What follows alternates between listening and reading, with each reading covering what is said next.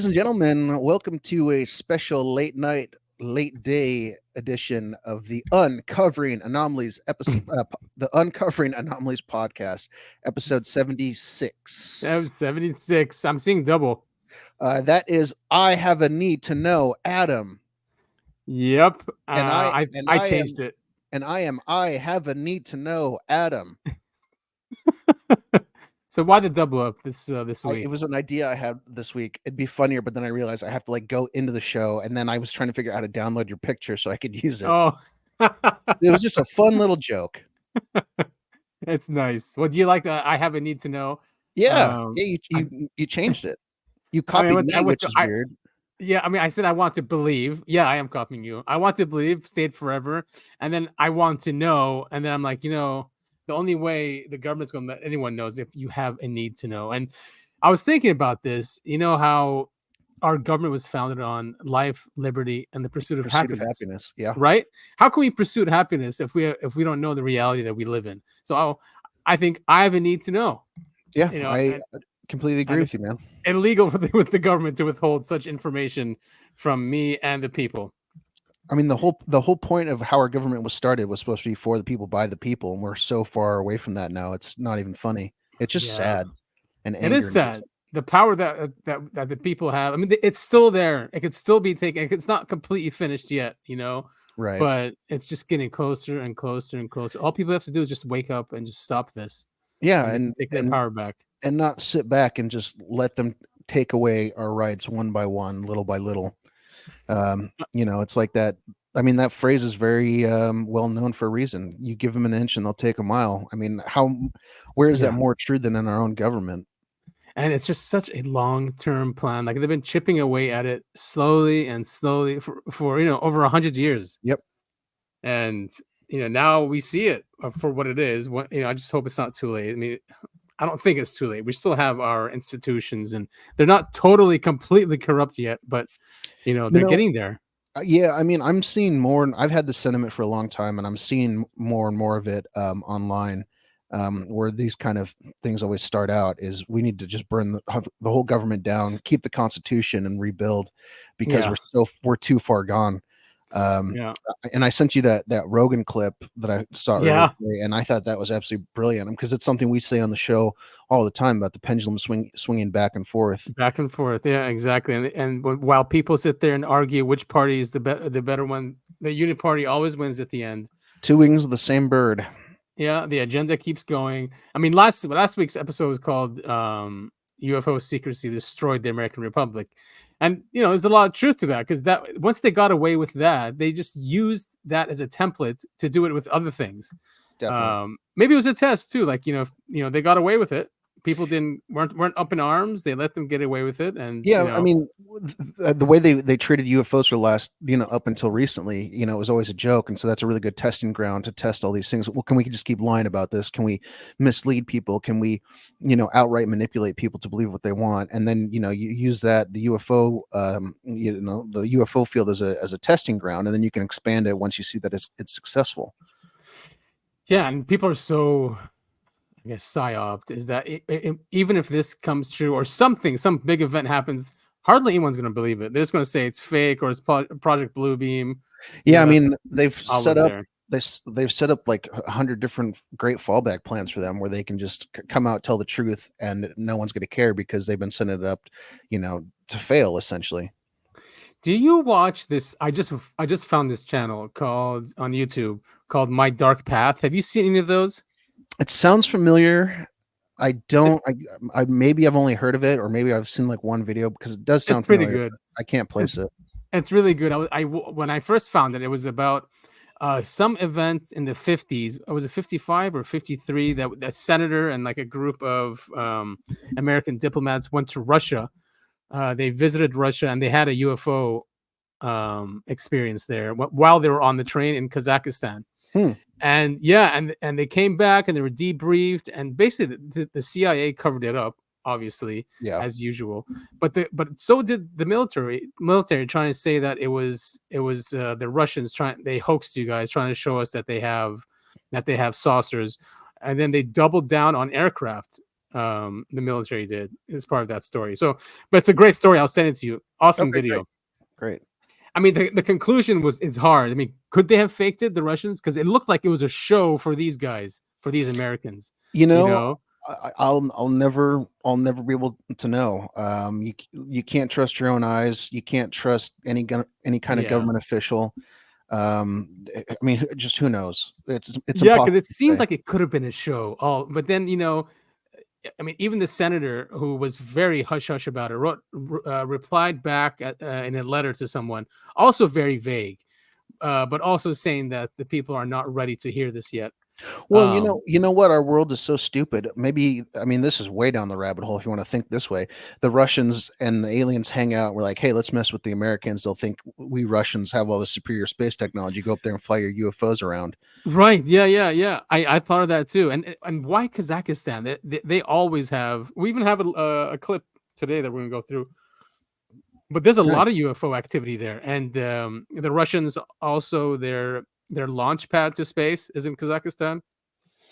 Very So interesting. yeah, I mean it's a small it's not a small country, but there's hardly any people there. I was gonna say, I'm pretty And- sure it's not very densely populated. right, and it's got immense wealth in gas and oil. But yeah, it's It was, mostly like desert and mountains. it was part of the USSR, correct? Yep, exactly. Yeah. It's crazy how much oil that region has. Seriously, just Hmm. I mean, oceans of it. All right, I have a need to know, Adam. Well, there's a lot to go through. I had to. There's two I had to discard because Reddit deleted it. It was Of one, course. yeah, and then another one just wouldn't. It kept saying ad blocker, and I kept trying to fix it. It didn't work. It was the one you sent me about the cyber that we're not ready Well, for a cyber attack. yeah, I mean, we've talked about that on the show. It's not super necessary for us to cover that, but essentially, But it this was in article, line with many other things going on. It's scary when you just connect the dots. yeah, Something is going to happen very soon. Um, yeah. I mean, every day. I mean, God, it's that time of year. Election season's ramping up. So, what do we got to talk about? yeah, World War exactly. III. Yeah, and imagine if that happens and they suspend elections. I mean, we've never suspended elections. World War II, World War One, 9/11. Like, I mean, although that happened in the We might beginnings have of. we might as well suspend the election for W's second term. Yeah, he won with a mandate. I'll never Yeah, forget that. Again, that was a slim margin. It was him and Kerry, right? yeah, because it was Al Gore the first time, or Right. was it the other way? I think it was No, Gore you're the right. first It was time, Gore the Kerry first the time, second and time. the Supreme Court put W in, and then the second time around, they were both bonesmen, both of them. What a crazy two-term president W had. He had the highest rating right after 9/11, Oh and yeah, then they loved after him. all the stuff we saw happen in the Middle East, it just kept going down and down and down and down. Yeah, and And then 2008 happened at I the was gonna end say, of his. I was gonna say Yeah, he squeaked out of there right as the economy was collapsing. it was what a term. Yeah, you're right. Complete disaster. He ran on the message that we were not going to do any more nation building. He was going to bring back all the troops, Yeah, close down all the bases. Yeah. that was his big talking point is he didn't want to be a wartime president. Yep. But then he surrounded himself with assholes like Cheney. I don't know. I mean, Mhm. what the hell he was thinking? He just, And Rumsfeld. yeah. I mean, oh my God, the most evil people on the planet. Yep. All he And needed then was Kissinger in there, and he could have had a full house. pretty much, they pretty much did. It was like his daddy's. His dad's friends, right? Yeah, exactly. I mean, I even remember they had to teach him about the world. They spent the first week, telling him about what countries are there and how different. Because he didn't know anything. Yeah, it was kind of a ding dong. Surprising. But Yeah, he was funny. Have you noticed the media has completely 180'd on him a second time? Now everyone likes George W. Bush. Oh yeah, of course. He's just an old friendly guy. He's friends with the Clintons. All he does is paintings. He does paintings. It's such a bizarre thing because they hated Bush when he was in office, and then after too. Everything, yeah. just like with every presidential election, everything was blamed on the previous administration. Always. The music industry was against Bush. The movie industry was, well, not all of it, but a lot of A movies lot were of it made. was, Yeah. yeah. That was like, I mean, that was right when I was getting to the age where I actually had a brain. But that's when you first start noticing how much the media is against certain politicians. Right. I Usually know, right wing. yeah. Yeah. Yeah, like, SNL will make fun of everyone under the sun except for Biden or Obama. Like when they do a Biden or Obama sketch, it's just them they're not doing a goofy interpretation of it. It's just them. Right. Yeah. I miss the old SNL when they really just went after them. Yeah, oh yeah. Now it's all Trump. It's all making like, Oh, do they? I God, haven't watched SNL in a while. Do they make fun of Biden at all? I mean, it should be no. easy. It's almost painful at this point watching. I just kept seeing the clips all over Reddit today of it was like last night, the night before his speech where he gets lost on stage and Obama has to come grab him and take him back to his seat. And if you just It's watch the so guy, like sad. the way he holds himself, the way he shuffles around, the way he talks, it is sad. It's elder abuse. Well, it's going to be interesting. Seriously, I mean, maybe they might bring what's his name, Newsom in at the end Oh because my God. I'm even hearing like they're embarrassed. Like his staff are embarrassed when they have meetings with him, and it's getting really bad. The guy is not functioning at all. No. What's obvious to everyone who isn't, uh, clued into CNN 24/7 or MSNBC. I mean, who's running the country? His staff? Like seriously, we have a bunch I'm of assuming like. it's the same people it's always been. It's the rich elite, the bankers, Oh yeah, yeah, yeah, foreign, yeah. the Just foreign influencers, right, right. Just sending down the instructions. Yeah, the exactly. And then he CIA. just signs. He just signs everything. CIA. Yep, Yeah. of course. Well, okay. I mean, we have a lot to go through. There's a little movement on the UAPDA, not that much. There was huge chatter on that paper about cryptoterrestrials from Harvard. Yeah, that A lot was of cool. people talking about that. There's Trump on UFOs also. There was a cool Pentagon official who revealed the sighting he had. I think we've covered it before in the past, but he just surfaced like personally about his experience. And then there's some UFO footage we have. That abduction case. Oh yeah, it might not work though. The iPhone senses abduction. Yeah, that one was a very interesting read. I was amazed by that. Yeah.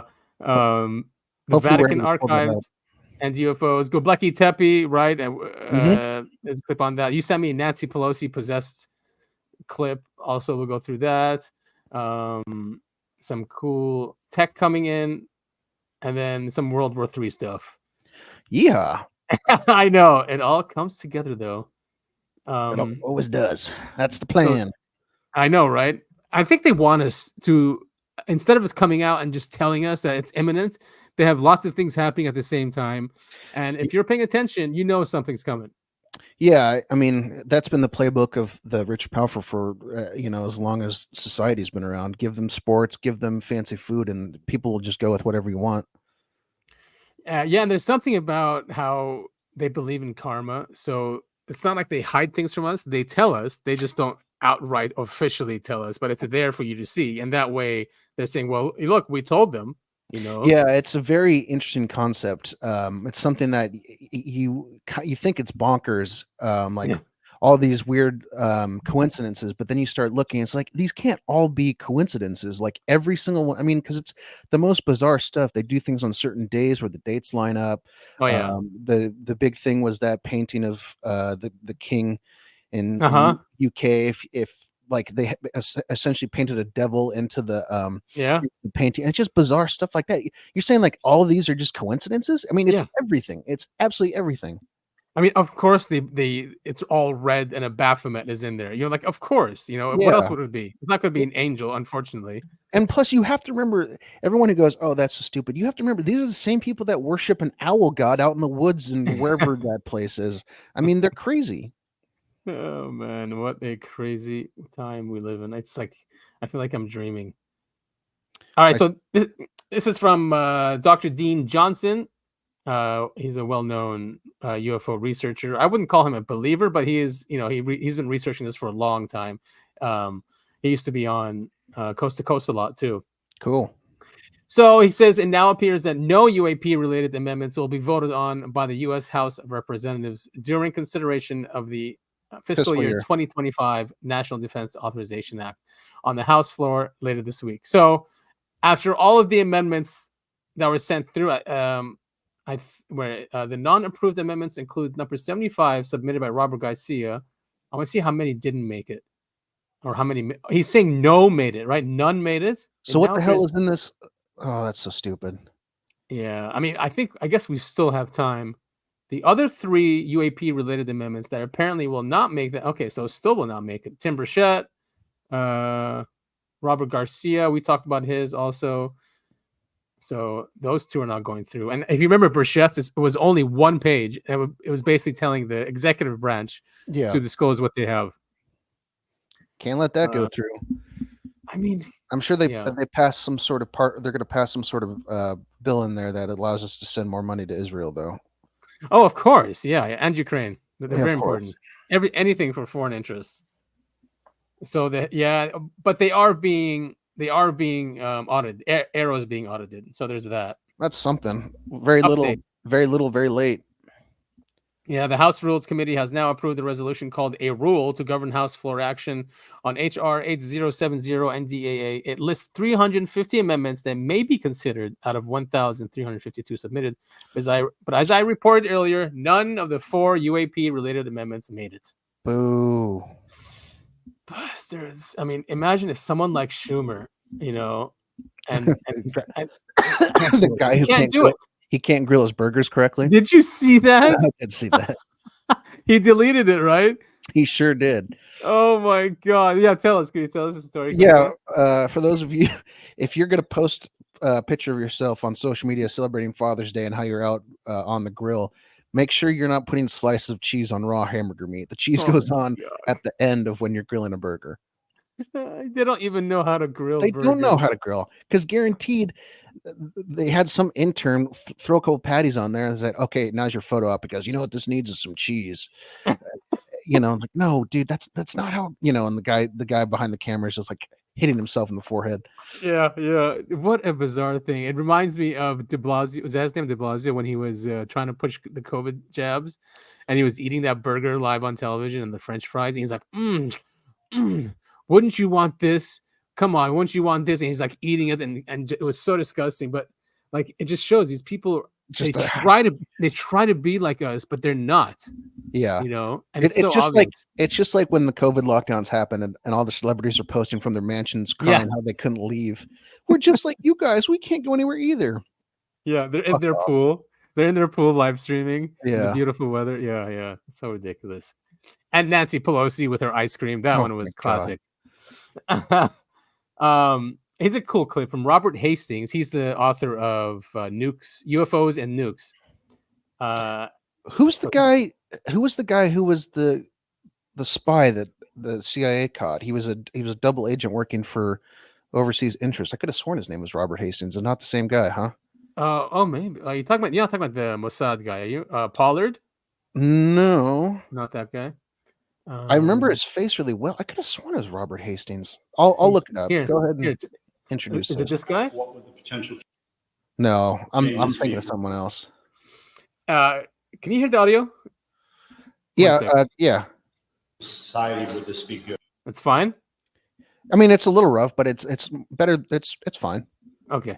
Let me briefly summarize and say, in 1975, a former CIA official, Victor Marchetti, wrote a best-selling book called The CIA and Cult of Intelligence.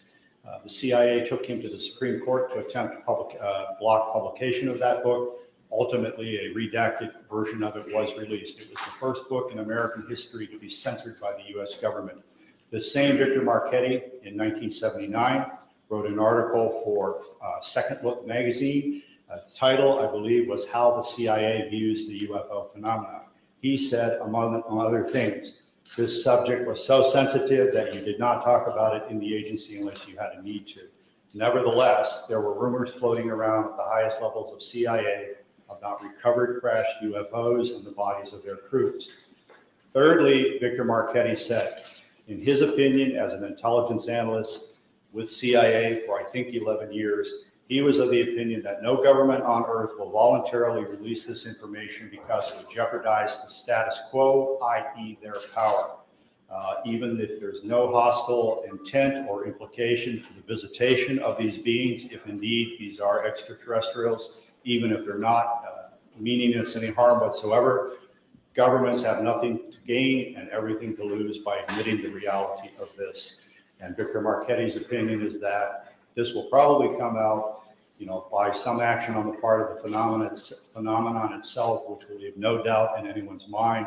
But don't expect Washington or Moscow or any other government to volunteer all the reality of all of this.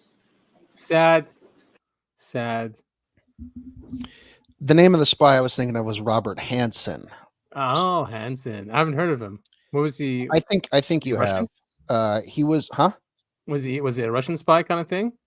He spied for Soviet and Russian intelligence Wow. services against the U.S. from 1979 to 2001. I thought he was CIA, but he was FBI, and he was like one of the worst, Yes, like the biggest spies. Yeah, very, very greedy, all for money, right? I think so. Yeah. Yeah, I totally remember him, and he went under the radar for that long. A very long time. Yeah. I'm sure he's still in jail, or if not, Or I think he's dead. I think I saw he's dead. Died in last year. Wow, about a year ago. All right, so let's see. This is from Futurism. Harvard scientists say there may be an unknown, technologically advanced civilization hiding on Earth. We've been talking about this for weeks, probably the whole run of the whole podcast. Yeah, since the beginning. The call has been coming from inside the house.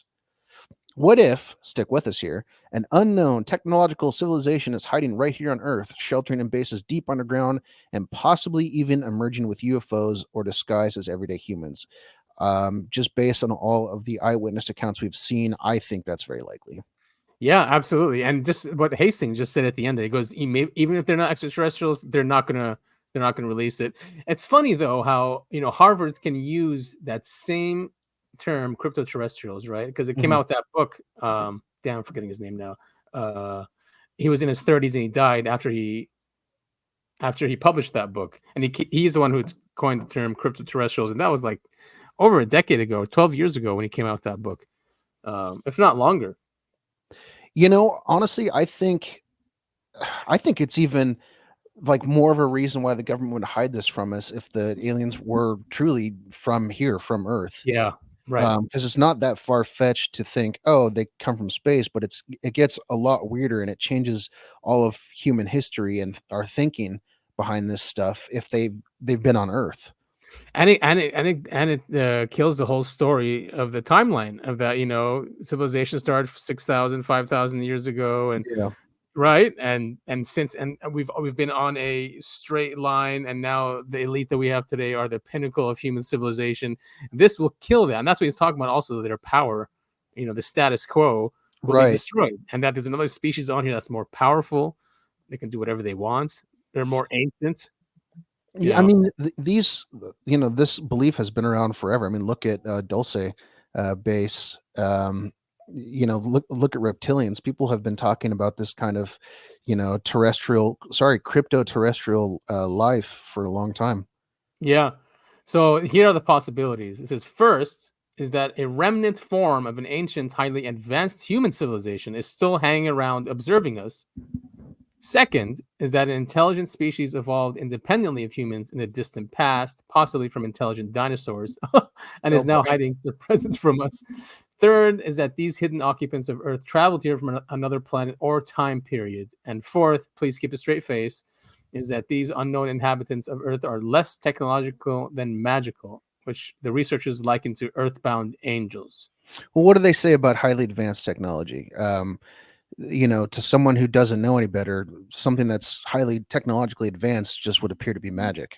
It'll be magic. Yeah. Is that Philip K. Dick, or it could be? I mean, that sounds like something he would say. Yeah, it was some author said that anything that's more advanced than us will seem to us as magic. Yeah, I mean, it truly is. I mean, think about it.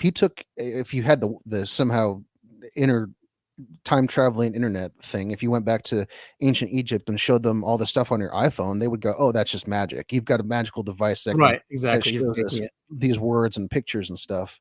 They wouldn't go, "Oh, it's a bunch of electricity." Well, who knows what they would. I'm just saying, just as a generalization here. I mean, yeah, but these phones are amazing. They're supercomputers in our hands. Yeah, it's crazy. I mean, I remember growing up. That was we've talked. We've done the show long enough where I'm just repeating myself over and over again. That's fine. You want to have a calculator in your pocket. You want to be able to carry your computer around. And sure enough, what do we all have? Tiny little supercomputers in our pockets. Just like Star Trek. Well, even better.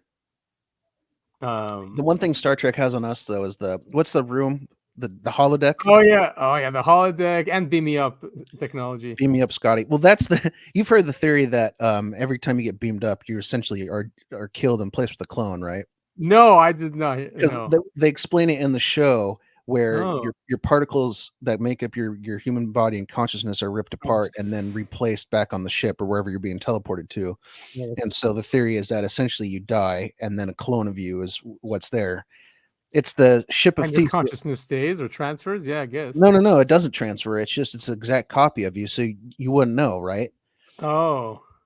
It's the ship of Theseus that I sent you. So even the soul, then they're doing it at the soul level as well. Must be. Well, I mean, that's an argument for what are they called? Philosophers. Philosophers, yeah. Because if the soul is just made up of your brain particles thinking in a certain way, then if you can copy that, then you have a copy of a soul. You're right. Well, yeah, exactly. And that's a deeper conversation. Yeah. So these guys also said beyond residing deep underground, they even speculate that this mysterious species could even be concealing themselves on the moon or have mastered the art of blending in as human beings. Yeah. That's why, you go to the big cities and you're on the subway at a weird time of night and there's just that weirdo person that you can't stop staring at because you can tell there's something wrong with them. Yes. These are all far-fetched hypotheses. I mean, come on. Yes. It's still Harvard. It's still Harvard. It's a thought experiment and it's out there. And I'm glad that academia is now doing this, out in the open. But they always have to say, this is a thought experiment. Okay, yeah. And so was lots of scientific experiments are first thought experiments, right? Before that. Hell, I mean, that's the Greeks figured out the Earth was round before they could prove it. That was a thought experiment, a science experiment, right? And I think it's going down the right path. Cryptoterrestrials is a more plausible idea. Not saying that it's impossible for extraterrestrials, and we've seen some really weird sightings, right? That we've reported on the show, and some of them are just so bizarre. That especially the robot ones, because that's what another civilization would really send, robots, right? And androids, not really the beings themselves. To me, it's not all that far fetched. I mean, every once in a while, you hear about a new species being discovered in the jungles of the Amazon or deep under in the ocean and stuff. I mean, it's not crazy. There's just places on this planet we humans don't regularly go to, right? And cataclysms are a normal part of just existence, and well, it's not far-fetched to think an elite know about this, always hide out, hoard technology. When everything gets destroyed, there's like remnants of them. And, if they're down there long enough and say like up here, they advance quickly, then they would want to hide out and just observe. Now there's a short story I want to write. A group of humans during a nuclear war escape into this. They find this huge cavern out in the woods and they go deep underground. They come across these aliens and the aliens just go, huh, first apocalypse, loser. We've been doing this for hundreds of thousands of years. This is my sixth one. My sixth one. Who's it's the Hopis, I think, the Indian tribe, the ones that talk about the ant people that helped them out in the last cataclysm. Oh God. Yeah. So according to them, this is the fourth. We're the fourth civilization. That there have been three before us that were destroyed, and that they said they were helped by ant people, which are like just these beings underground. I mean, it's not far fetched. What did we see after all of the flood stories? Giants come out of the ocean to come help us, or the white people that landed in South America and taught them how to farm supposedly after the Great Flood. I mean, people with knowledge and technology frequently help out the survivors of the apocalypse. Makes sense. And if you want to restart civilization and be in control, you're going to come out and teach to the newbies about how to build civilization again. Yeah. And maybe that's what Sumeria was, right? I mean, that's what exactly. I've read it too. Like, they must be Atlanteans or remnants of Atlantis that built Sumeria and Egypt. Mm-hmm. And they're running the show now. Yeah, I mean, I know Ajit has talked about this multiple times on his show. I mean, it's one of the theories as to why there's pyramids all over the world that are older than we can seem to understand. Oh yeah, did you see the show The Dark Side of the Moon? That was a good one. Yeah, it's pretty good. I liked it. Yeah, he didn't really debunk it. No, not really, but it was really cool. Half-half. I can't remember the name of the astronaut who flew around the dark side of the moon for what was it, like 23 hours or something. Was it Collins? I think it was Collins. I mean, that would be such a. There's not even a word to describe it. I mean, he All said, by himself. yeah, he said he wasn't that scared, and like, I don't know, I don't know, it's just the same as hiding out in your room, even though you're in space or something. It's hard to explain. I guess it would be scary, but it would be cool. But then you I mean, realize, it's like, scary because he heard music too, space they all music. did. Yeah, they all heard space Yeah. music. Yeah, I mean, because at some point you're just like, okay, I'm trapped in this tin can floating through space. There's not a whole lot I can do here, so I just kind of have to live with it that I'm going to be floating around by myself for a day. Those were some cool men, if you think about it. If they really went, I was thinking the other day, because you know how the first interview, they're all depressed, right? They're not really happy that they went to the moon. Mm-hmm.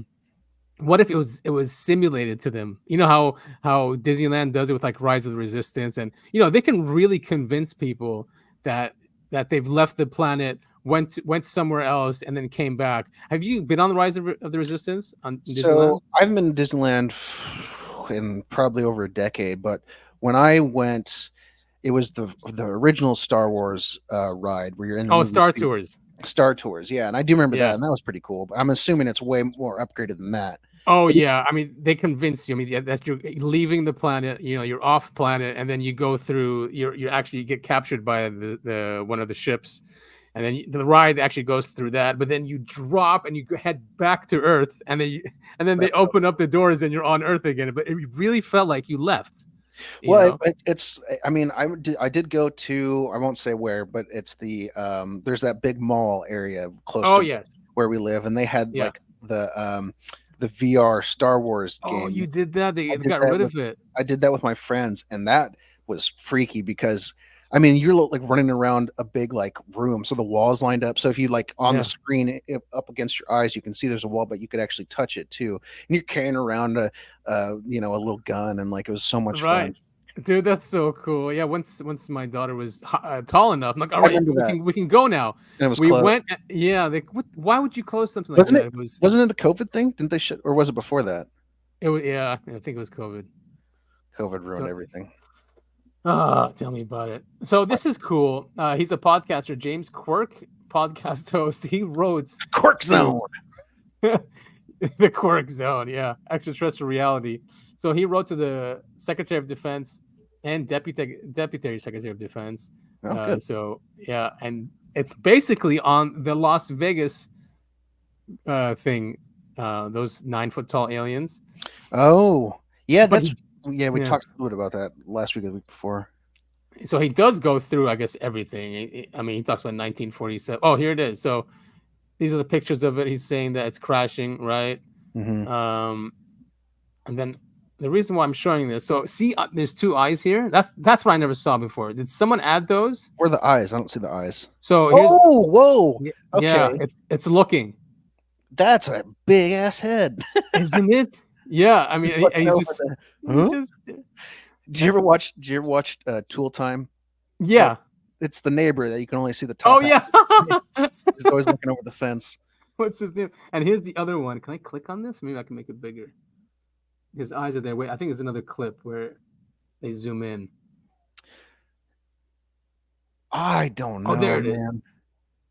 I mean, it could be anything with these pixels is the problem, right? Yeah. He's saying here it's hiding in the machinery. I still think they saw something. I don't know if these pictures are proof of it, but that whole family is freaking out. And I want to apologize to the kid for me saying that he's lying, but because all this stuff coming out is really bizarre. That's such a scary. That's one of those like photos that's so dumb it's scary. Right, exactly. Huh? Look at that. He's huge. But actually, didn't they show that? Because he looks hunched over here if he's doing that. Like when they showed that clip before. This is outside of the what alien species that we supposedly have like knowledge of would this be? Because none of them are that tall unless they're the like I don't even think reptilians are supposed to be that tall. And that's not just tall, right. That's big. No, that's like that thing probably 9 feet. It does look like it's crouching down. I'd say even taller than that. And these are huge eyes. It does remind me a little bit of that photo that I sent you a long time ago of the guy Yeah. who supposedly took the picture outside of his car and the alien just kind of Yep. staring in at him. Just staring there. Yeah. It kind of looks like the same place. Hey, what's going on? What are you guys doing? But good on this guy. So what is he? How does he end this thing? I mean, he clearly put in a lot of effort and real Oh, yeah. research into this. He goes, at this point, you're probably surprised that there's been no mention of the federal government's all-domain arrow. That's because many observers believe that while it was hoped arrow would be useful in bringing to an end the obvious secrecy involving UAP, crash retrievals, and reverse engineering programs, the release earlier this year of Arrow's first volume of its historical record report proved to everyone who studied the subject that the group was hijacked by those interested in maintaining the cover-up. Yeah. They're not going to like that, but it's the truth, and he puts all the reports. Yeah, he even he followed the shoot. I can't remember those guidelines from high school where you have to leave the notes that you took. Bibliography. Yeah, he's even got a bibliography here. Unfortunately, it looks like it's all YouTube videos. Oh, there's one from American Meteor Society. Yeah, he's got that, and he followed that one podcaster that was following them live that night, and he called the kid, and the kid was being interviewed. I think he talked to the dad even. It is a really interesting case. I mean, if that's excuse me, if that first photo is real, I don't know. That would, like, a little gray alien, I think I could handle. That thing 15 feet tall with that big ass head and those bug eyes staring at me, I don't know. Right. I think I'd freak out. And it's cloaked. Yeah, so it's like just got a little shimmer to it. Ugh. Yeah, so it's like, the shadow people, the djinn kind of thing. Yeah, that's another fun subject. We could always do something on shadow people. Yeah, because they're supposed to be working together with humans too. Apparently, they have been working together for a while. So at least in the Quran, it says stuff like that they work together to actually go into space. Yeah, pretty strange stuff. 8 to 10 foot tall beings. Oh man. Yeah, where'd that go? Yeah, 8 to 10 foot tall. In their backyard. Video analysis conducted by experts confirm that what they said they encountered was in fact in their backyard that night. This is undoubtedly the best evidence of an alien presence in the here and now to ever make it to the public realm. Furthermore, the Kenmores have also indicated that some factions of the federal government were interested in what they had experienced. Yeah, of course. It has been reported that Homeland Security cameras were installed in the property. Okay, Yep. so there is something to this. Yeah, exactly. Except them coming in and putting cameras. It's one of those dumb things where, like, it's security theater. They're not gonna. They were already there. They left. Right. I don't think they're not gonna come back. They already got caught once. They're not gonna go, hey, let's go mess with those humans again. What happened to the ship though? Did they get back into it and leave? Yeah, I never understood that. How did that part of the story? Because I remember seeing all this stuff about them seeing the aliens in the backyard, but I don't remember. Like, I think I remember the first reports coming out were saying that they saw what appeared to be a ship with flashing lights on it, like, land in their backyard or crash or something. Yeah, but I never heard how that, because that would be an obvious, hey, let's go look at that thing. But I never heard how that wrapped up. Oh, here it is. That's for the craft. Yeah. No answers exist. That's a problem. Yeah. Or how it was removed from the property. Yeah. By the time the police arrived, they seen the object and the beings that arrived with it were apparently gone. Well, yeah, they're not going to hang out for the family cookout. True, but you'd think that unless they cloaked that as well, made repairs quickly. A 12-ounce flank steak. Or some pancakes. Do you have bacon and eggs? So that's interesting. I'm glad. We'll see if they'll respond to him. They probably won't. Oh, they won't. Of course not. No. They'll just put him on a list. Yeah, exactly. All right, here we go. Here's this one. Pentagon official reveals tantalizing 7-minute encounter with glowing blue UFO, which emitted enough energy to power a small city. Nuclear. Yeah. U.S. Department of Defense contractors' tantalizing encounter with a giant glowing UFO has sparked 10 years of research and 2 patents inspired by this encounter. 3 witnesses, including that Pentagon engineer, report that they captured electronic evidence of a barbell UFO half the length of a football field that glowed an eerie indigo blue. The craft, they said, flew silently over an old logging road in southwestern Ontario, Canada, in 2013, near where the trio had camped for a hunting trip. Of course. Cool. And he made patents from this thing from just like observing it. Yeah, I don't understand how that kind of thing, unless he gets some sort of inspiration beamed into his head or something. Right, because he's an engineer anyway. He's like, wait a minute, how is this thing even working? Do the articles say what kind of patents he made? The case was investigated by the same nanotechnology. So he's a nanotechnology expert. Let's see. Here's a new book, Chris Mellon. Barbell encounter. These witnesses said began around 9:40 as they were returning to civilization from a black bear hunting expedition. The defense contractor witness was seated in the back of a Dodge truck. We were roughly 4.5 or 5 miles from the main road when I noted something over my shoulder, continued the defense contractor, who wishes to remain anonymous to preserve his Defense Department business contacts. Smart guy. The very first thing that was intense was just how bright this thing was. It was spectacular. Having been involved with optical systems in the past, we're talking about a vehicle that looked like a stadium lighting scenario. It was brilliant. Damn. Indigo plasma. Covered most of the craft. That's an interesting take. Yeah. I was thinking about its patents. What if he just like took a barbell from 24-hour or a dumbbell from 24 Hour Fitness and strung some blue Christmas lights on it? My UFO. And Patents. rotated. I would like to know what his. Oh, we don't know his name though. So I guess See, if they tell us the patents, we'll know his name. Yeah. The craft rotated slowly around its center while emitting an electrical spark-like shower, always opposite of the direction of travel. Oh, okay. So we've got what's it called? Never mind. We can see that it has some sort of power-based movement. Right, propulsion. Yeah. Exhaust. So if you got on a video. Oh, but both devices behaved as if they were caught in a boot sequence, failing to stay on while the craft was nearby. Of course. Of course. I mean, that's pretty typical of UFO encounters. I mean, maybe that's why we need the analog cameras. Get some of those hand crank film ones. Yeah. They get into the science at some point. It's a long article here. So what is he doing here? Powell toured the defense contractor witnesses engineering business and worked with him to test his Sony footage via an oscilloscope, a device that tracks changes in voltages, frequency distortion, and other electric behavior. Picture from the test above. So there was something there. Something electrical was there. Yeah, and there's some interference. They filed a MUFON report. The hidden perfect pulse revealed by the scope was timed to the revolution of the lights on the UFO and repeated at the same speed, roughly 1 second intervals. Wow. According to the defense contractor witness, the pattern was what would be expected if the indigo plasma outside the UFO was behaving like a very large version of a normal alternating current motor. Such a giant AC motor would produce a magnetic field around it that could disrupt nearby electronics in a similar way. I believe this to be a polyphasing of two immense high-frequency AC fields polarized differently, as a defense contractor put it. I wonder if it was one of ours, especially that's AC current. Yeah, I was just going to say, this screams to me this is some sort of man-made technology that they were testing out.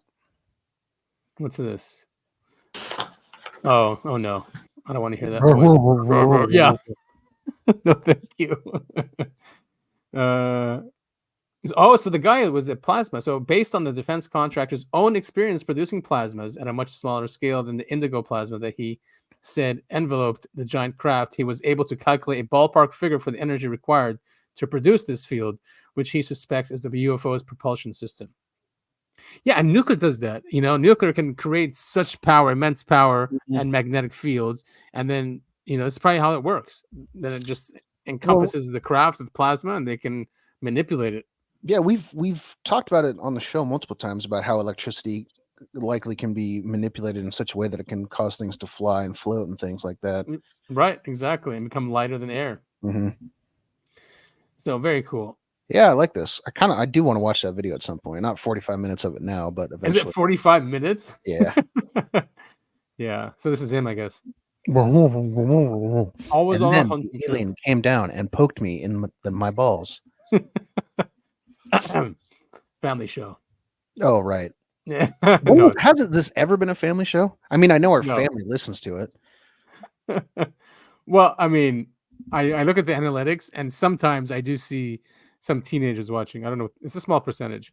Hey, teens, get your homework done. I know it's summer, but Yeah, stay in school, get good definitely stay in grades. school. Stay in school, get a degree in like plasma or theoretical physics, and then you can Absolutely, yes. study Do UFOs. engineering. Yeah, Yeah, yes. yeah. Mechanical engineering, electrical engineering, probably electrical engineering, even cooler if you want to understand this stuff. Plasma physics.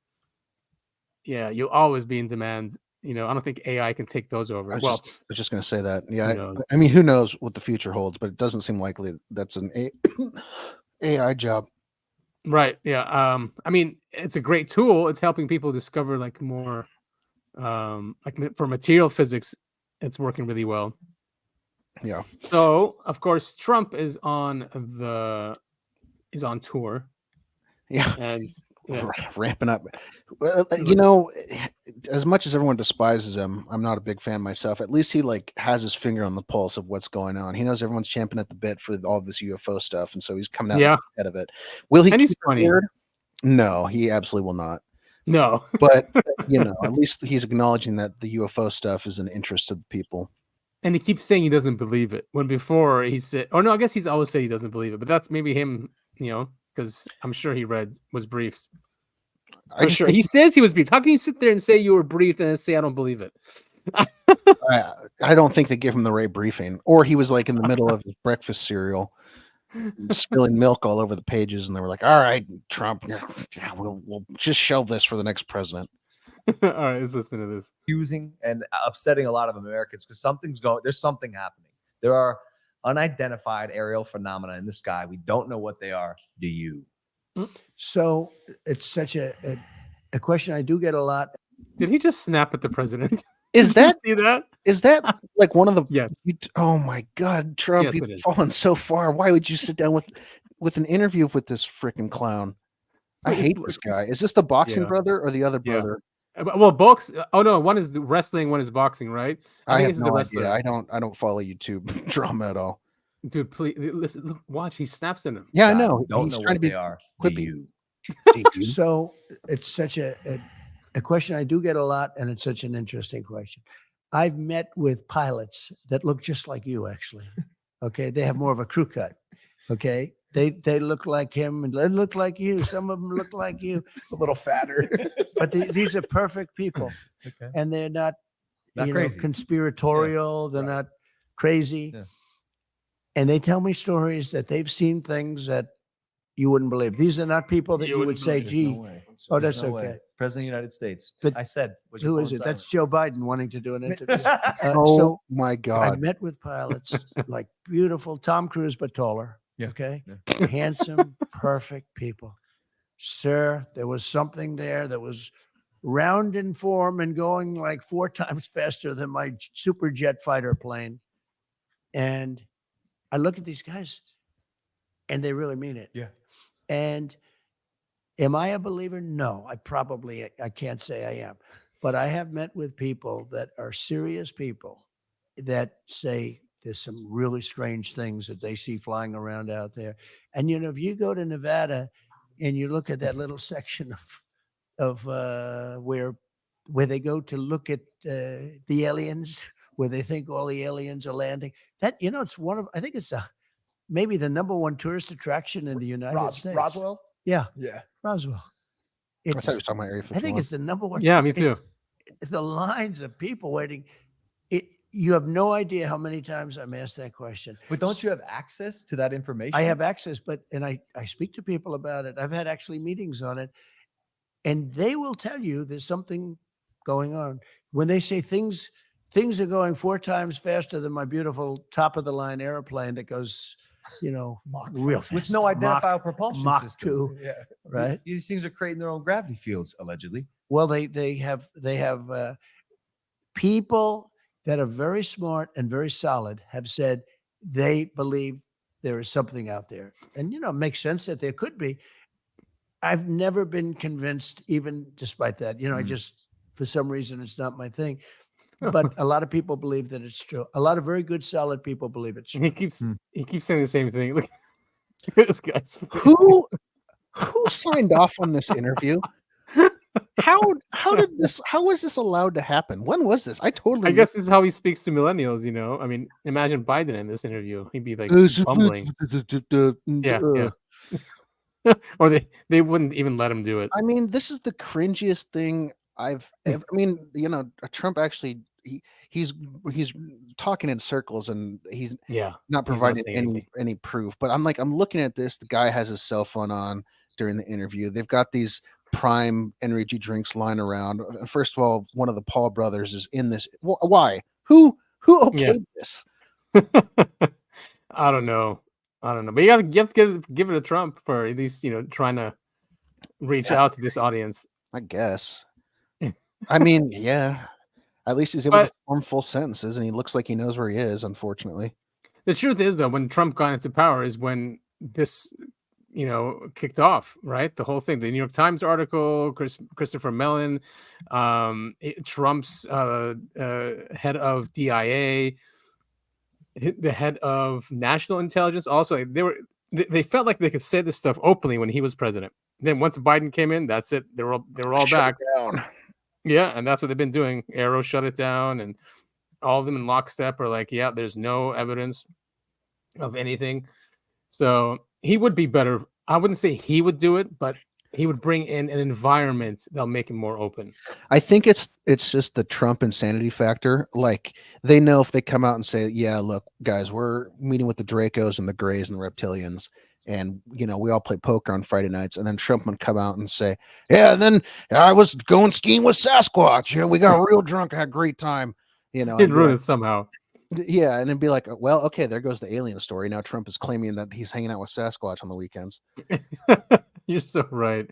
And the media would make fun of it anyway if he tried to come out and say something. Right. They'd be like, oh, here we go now, Trump again. Yeah. I mean, they tried so hard to get him out, saying that his mental faculties weren't there and he's emotionally unstable. So they'll probably use that again. Oh, absolutely. Here's an anomalous orange orb in Finland. This is from Think Tank on X. Not really great footage, but it's still cool. Ooh, does it turn? Yes. So it's descending. Oh, whoa. Oh, what? That's pretty neat. I'd say that's good footage. It is neat. Yeah, it is good footage. It stops right at the tree line. All right, it's behind the tree line. And it turns off again and turns on. Okay, that's fast. This is some Skinwalker Ranch stuff. Whoa. This is exactly what they describe at Skinwalker Ranch. Look how it turns off, huh? Yeah. When this first started, I was like, that could be anything. I was like, I know the top comment's going to say, oh, Chinese lantern, because that's like always the go-to excuse for these types of videos. But the fact Yeah. I mean, I love how it takes off. Yeah. It's dropping. Boop. Who's making fun of it? Oh, cool. Of course, UFO, airships. What's this, an ad? Some guy posting his own video on something. Free energy.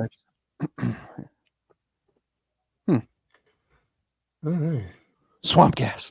Yeah. Of course, swamp gas. That's got to be a joke. I think that's a joke. Yeah. Oh, this video is going viral. Is it from Colorado? So, okay, I saw this and I was going to send it to you, but then I was looking at the comments. I was looking at the thing, and the people in the comments were like, "That's not Colorado. Look at the houses." They go, "That's a very English-looking house." Okay, yeah, it does look like that. But it is a very weird video. It was last year and is easily verifiable as the UK's Dragonfire DEW test. All right. Like, it's literally the thing you want to be, a DEW for your conspiracy engagement. Talk about it. Ha ha. I mean, it's still a very bizarre thing. What is a DEW? I don't think I've ever, I think I have. Directed energy weapon. Yeah. And it says right there, oh, UFO videos TK.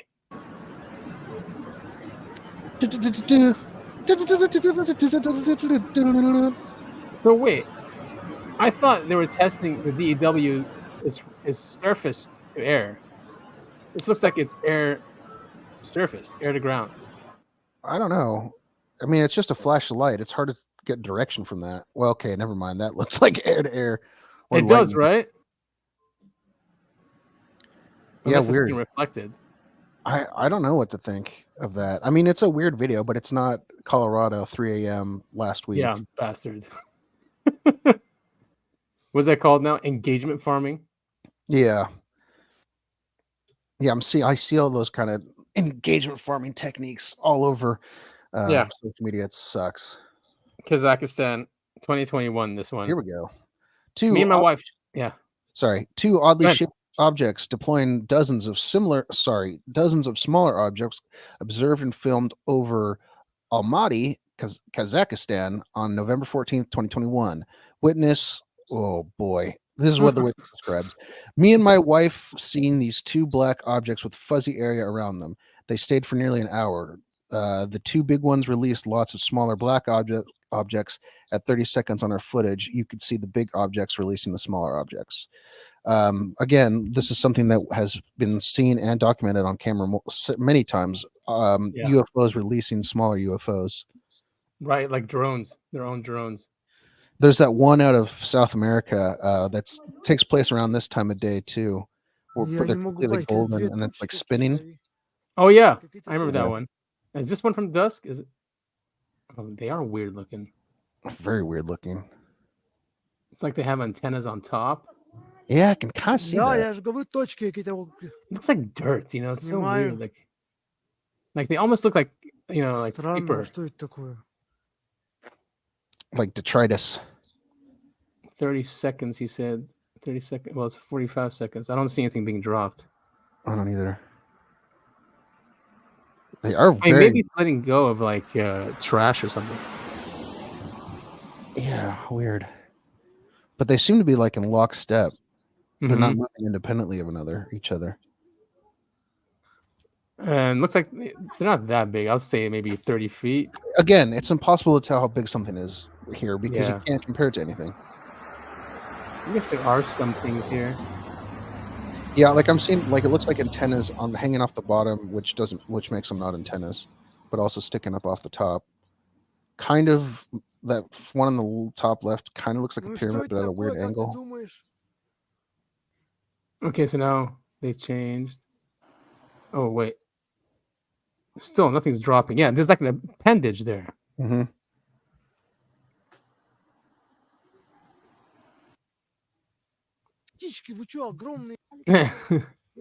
Ruskies. I mean, it's weird. Yeah, I wish there was more to this video, though. They're just hanging out.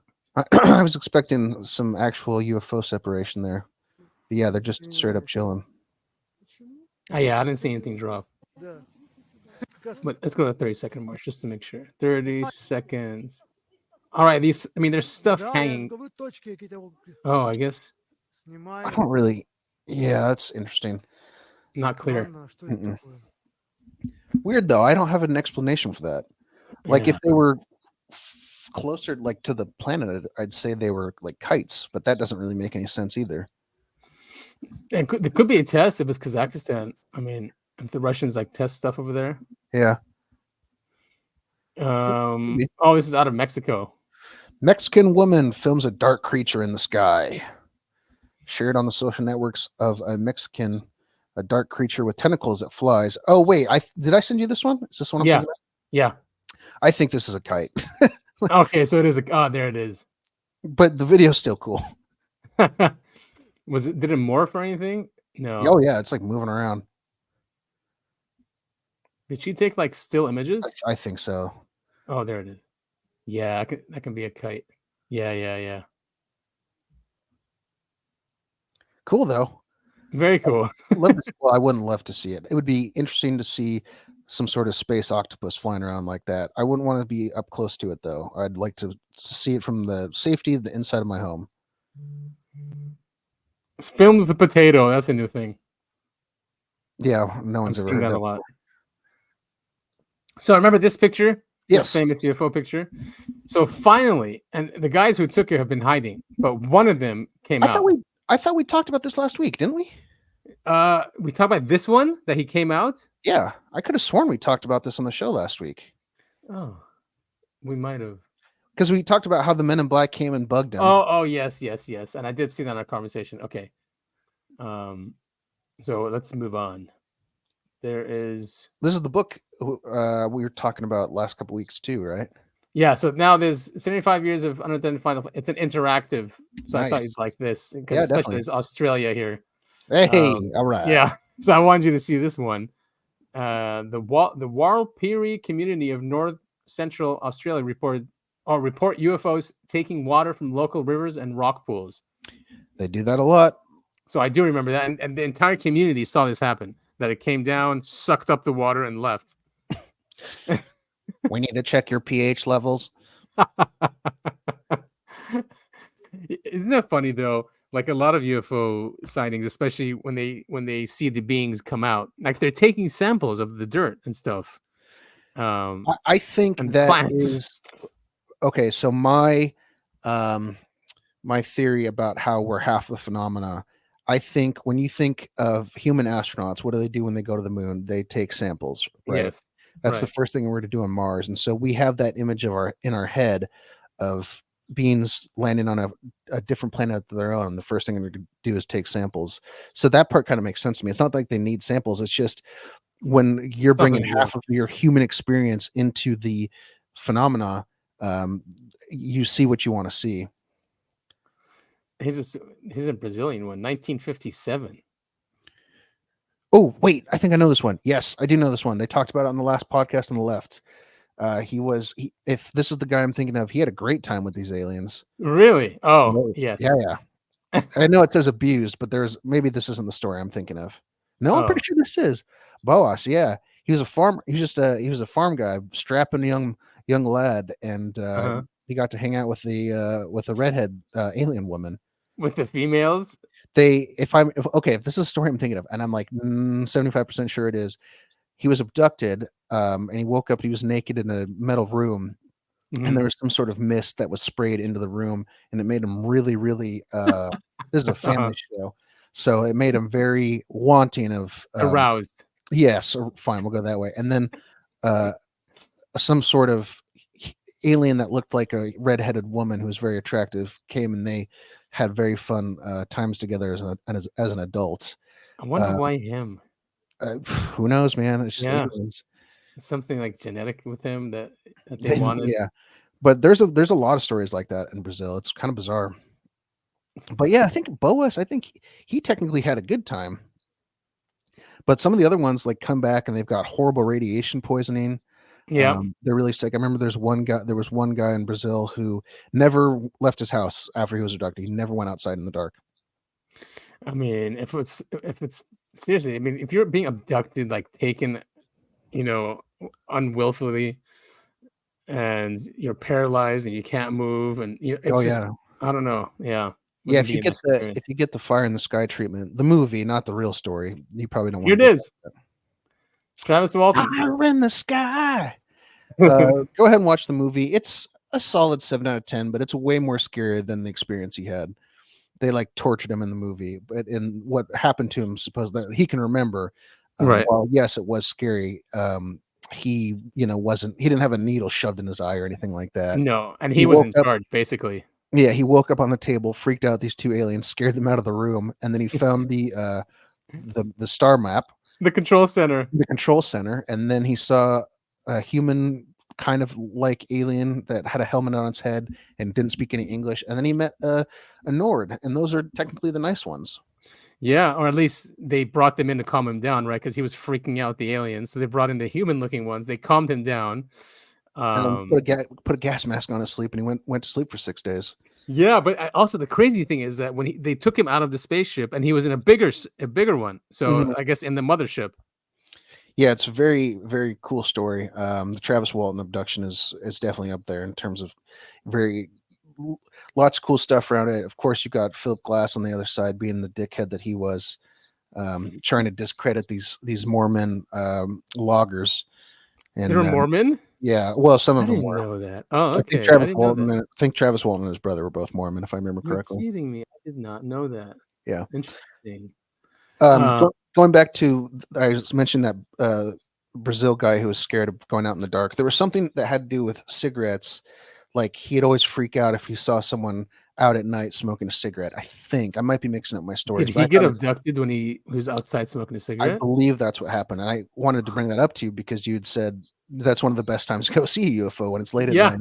Go outside and have a cigarette and you look up at the sky and I can't tell you how many sightings start that way. I was outside smoking a cigarette. Yeah.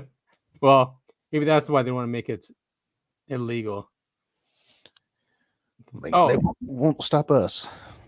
So I don't know about this case. This is Whiteman Air Force Base. Racist.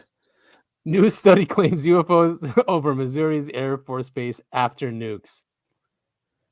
This is in 1984.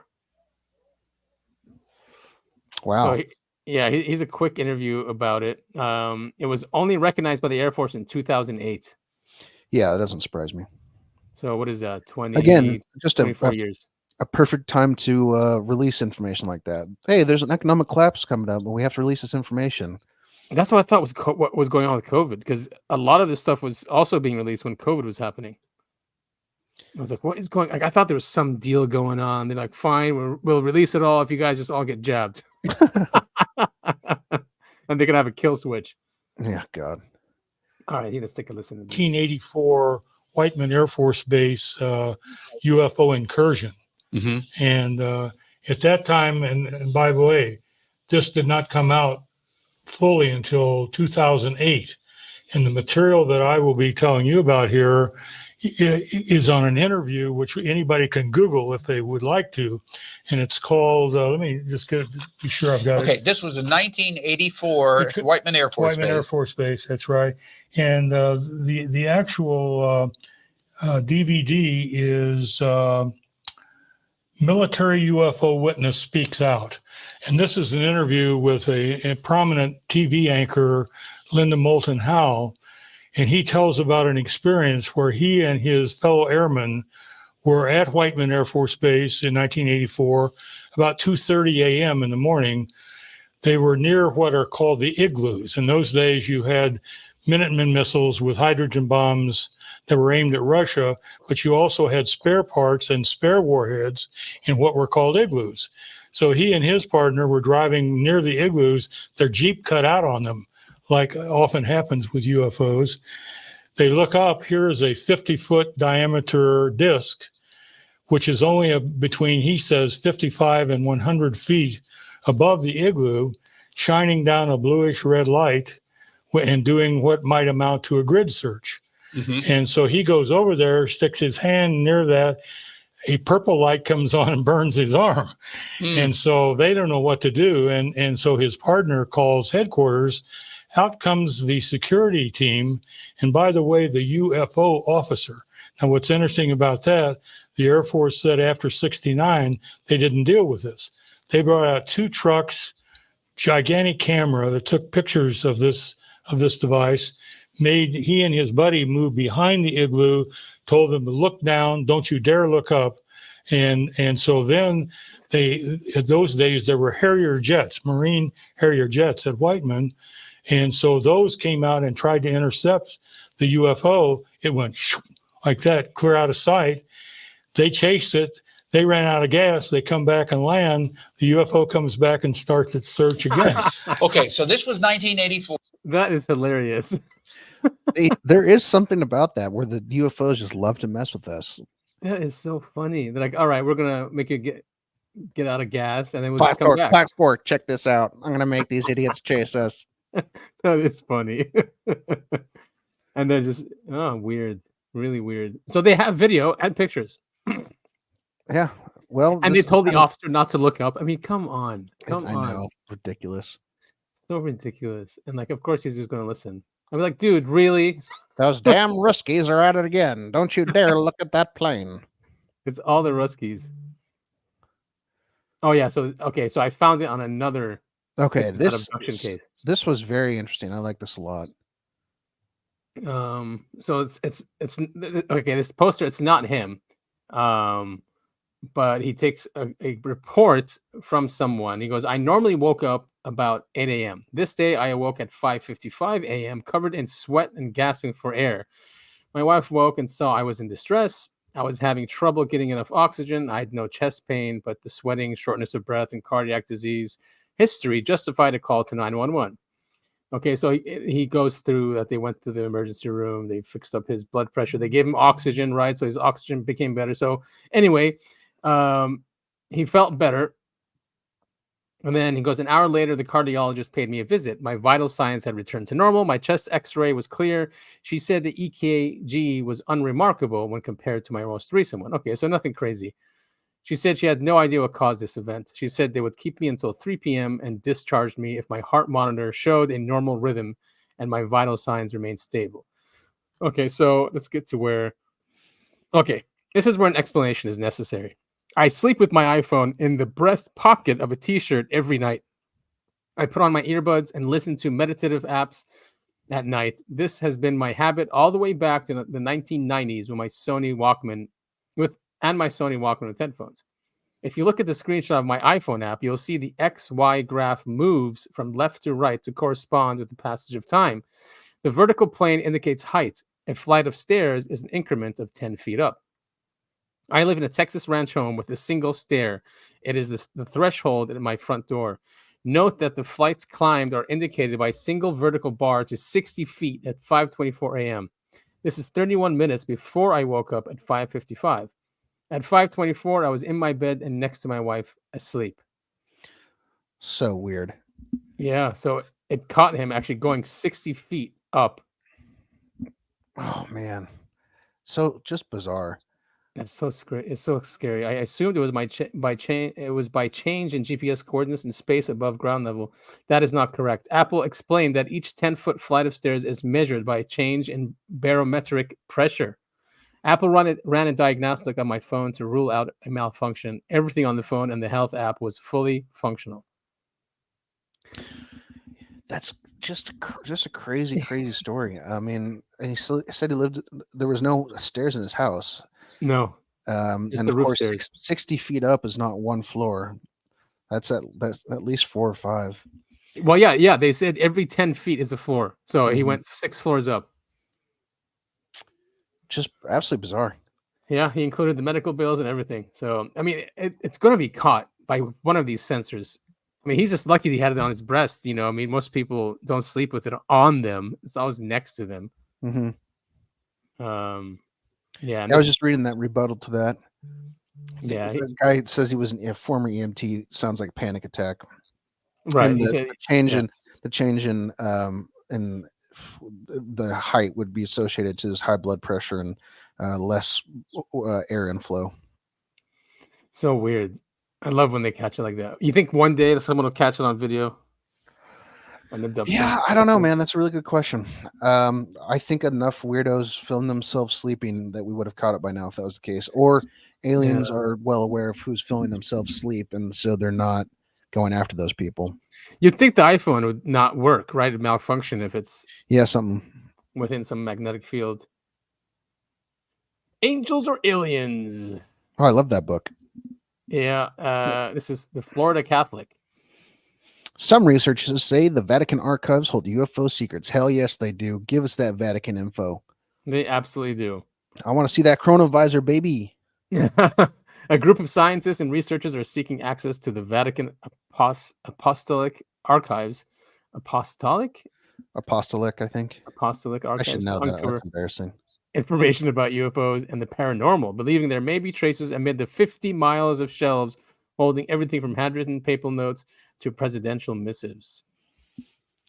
Yeah, I mean, as we've seen, for some reason, the Catholic Church really likes their UFO stuff. I mean, was it last week, the week before, we talked about how the Pope at the time sat down with that president? Was it Nixon? No, it was Eisenhower. Eisenhower just saying, yeah, we want to be involved with this. Let us know what's going on.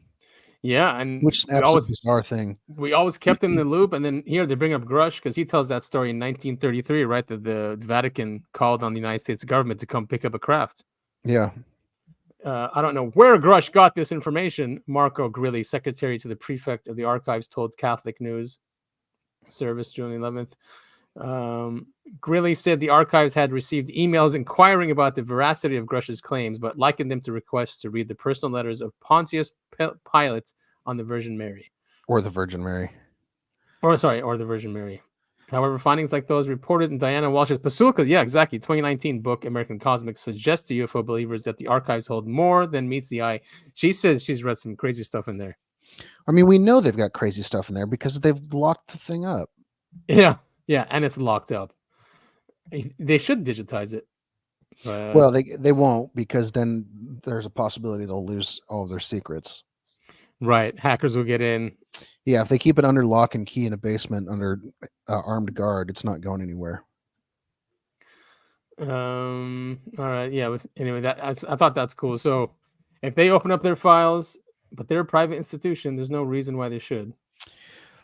Are they? Because the Vatican's its own. Oh, yes, its own city. Yeah. Or state. Its own state. I think. It's a city state. Just like London and Washington, D.C. London. I didn't know that. I thought London. Well, the city of London. So there's that where all the banks are. That's Uh-huh. actually a city state. Like it's private. It's a private.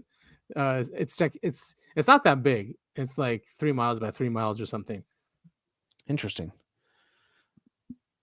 Anything good in here? Nothing's catching my eye. I mean, a lot of people have been dying for us to get to the archives, and I'm one of them. They obviously have some really cool stuff in there. Lots of paranormal research. It is very, very secretive, and it's like super. And a big part of it is to give them some sort of credit. A lot of it is very, very old and dated, and so just by handling it, you could damage it, possibly even destroy it. Yeah. So, for instance, I'm trying to remember where I saw this. It was a long time ago. It was like on PBS or something. They were showing what kind of process you have to go through if you're even taking anything off the shelf, and like everything has been slid into glass sheets, like each individual page, so they stay. And so, like when you have to have gloves on, you have to be wearing a mask and things, just so you can't even breathe on some of the stuff. That makes sense. Yeah, like you said, they could just disintegrate. Yeah. The prefect wants to affirm that there is no document in the archives that regards extraterrestrial life. Well, except for Scholars, the Bible. right, and scholars seeking such material at the Vatican should be dissuaded from undertaking futile and unproductive attempts in this apostolic archive. So Greeley is clearly part of the old guard. Yep, and part of the cover-up. deny. Yeah, and there's that word again. So maybe it is cryptoterrestrials. Maybe they know something. I love that theory. I just don't see it being the case. These people are too narcissistic to think like that. Really? You think they're not covering their ass? We never said aliens weren't on Earth. We just said they weren't from space. They'll use something. I can't see them doing that. I mean, that's too stupid even for them. I don't want to go. Well, can we go through? I mean, I guess we could summarize this. But this is Jimmy from Bright Insights. He really researches archaeological stuff, right? Atlantis, lots of ancient sites. Now he's doing Göbekli Tepe, and he found out, unless I can find where he says it, but he found out some really disturbing. I'm trying to remember didn't they like build on top of it or move? They built on top of it. They're basically here. Let's just start this. Let's see. It starts right here. Precisely when. All we know is that it was buried approximately 11,600 years ago, and possibly intentionally, leading many to theorize that it could be a time capsule of some kind. And based on everything that we were taught in school about the emergence of civilization out of Mesopotamia around 6,000 years ago, the discovery of Göbekli Tepe in 1995 totally upended the conventional view of the rise of human civilization, as prior to its discovery, historians would have said that something this old and sophisticated couldn't possibly exist. However, the mystery does not stop there, as this site is comprised of an estimated 200 sophisticated T-shaped pillars, a vast majority of which are still buried underground, but have been identified through the use of ground-penetrating radar. Many of these pillars reach heights of nearly 20 feet tall, in some way as much as 10 metric tons, or just over 22,000 pounds apiece. And notice the 3D carvings of animals and other various depictions on these pillars. In other words, this was carved with the highest level of difficulty possible, as it would be far easier to etch a depiction into stone rather than carve around the stone to shape a 3D object. Make no mistake, this is not some primitive attempt by cavemen to play with rocks, and it could not be more clear that vast planning, logistics, and high levels of ingenuity went into creating this enormous project. Again, the largest of its kind on Earth. So again, who created this, how, and just as importantly, why? What adolescent prehistoric civilization could possibly have achieved this, and what would motivate them to do so? And this also begs the question as to how they transported hundreds of these pillars, which again, weigh as much as 22,000 pounds or 10,000 kilograms, which only becomes more curious when you consider that this site was created well over 5,000 years before the known invention of the wheel. Think about that. Now, here are a few more details that you should know about this site, which will become very important for what I'm going to drop on you later in this video. Oh. The unbelievable part that will startle any enthusiast of ancient history. As I mentioned, the ground penetrating radar has potentially identified an estimated 200 of these pillars, and only 72 have been unearthed in the 20 save the life of yourself or a loved right in sight in video. So get this. The 20-year partnership was done by members of the World Economic Forum back in 2018. Yes, you read that right. The tentacles of the WEF has seemingly infiltrated the world's oldest and most mysterious structure in all of human history. In fact, the chairman and CEO of the Dogus Group is a Turkish billionaire by the name of Ferit Sahenk, who is a longtime member of the World Economic Forum. And not only that, he's on the Forbes list of top billionaires in the world. And this 20-year partnership deal involving Göbekli Tepe was literally announced at the annual World Economic Forum meeting in Davos, Switzerland.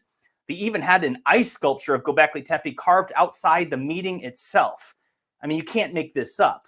But how on earth have I never heard of this before? I suppose that since it was back in 2016, few were talking about the WEF at that time, as it wasn't until just the last few years that they've received so much global attention. Certainly, much has changed in just the last 4 years alone, as I'm sure many of you have noticed. And although I imagine that most of you have heard of Klaus Schwab and the World Economic Forum by now, but if you haven't, you will certainly want to inform yourself. And I am not going to get into specific details about that organization in this video. I'll refer you to the comment section for that, as I'm sure others here will help explain exactly who these people are, what they've done, and what their goals are for the future of. So apparently they're covering it up now. Here it is. Yeah, just so for people, a lot of people don't know, and to be honest, I'd only heard Göbekli Tepe like a couple, like just in. I didn't really know what it was, and then Hancock came out with that documentary on Netflix, which really opened my eyes. But essentially, this is what we're talking about, where the mainstream hates it when there's stories out there that go against what their beliefs are. You know, we're taught modern humans have been around for, I don't even know whatever they say, 10,000 years, but modern society didn't really start until 3,000-4,000 years ago. Yep. And we're finding all this evidence, and a huge part of it is Göbekli Tepe, just like you were saying in the beginning of the video. It's evidence that there was civilization, deep, real human civilization, a lot older than we previously believed. And Hancock the media has gone after him. Everyone tries to discredit him, calls him racist, that he makes stuff up to seem more important, when that's just not the case. I mean, it's just there's the game book, the playbook is just the same. Discredit someone, all you have to do, call him racist, call him sexist, call him transphobic, whatever, and then you can discredit this person. That's it. They're done. Yeah, and of course the WEF. Yeah, and that's why. So the WEF is they are the corporate elites, right? The people that really run the world. That's what the WEF is, and of course the WEF is going to be interested in this. And they said that they're going to try and find out what it is, but it turns out they're covering it up. Like, look at these pictures. They even planted trees on where they should excavate. Yeah, I mean, it's dirty stuff. It is. Contain buried ruins, which we know from previous use of ground penetrating radar scans. And by the way, here's a question. When exactly were these two orchards of trees, which are located in the midst of ruins of Göbekli Tepe, when were they planted? Because I found an aerial photograph from 2004, and as you can see, these two sets of orchards were not there at this time as compared to a more recent photo. Do any ancient ruins lie underneath these orchards? I mean, that is a sincere question, as I do not know if that is the case or not.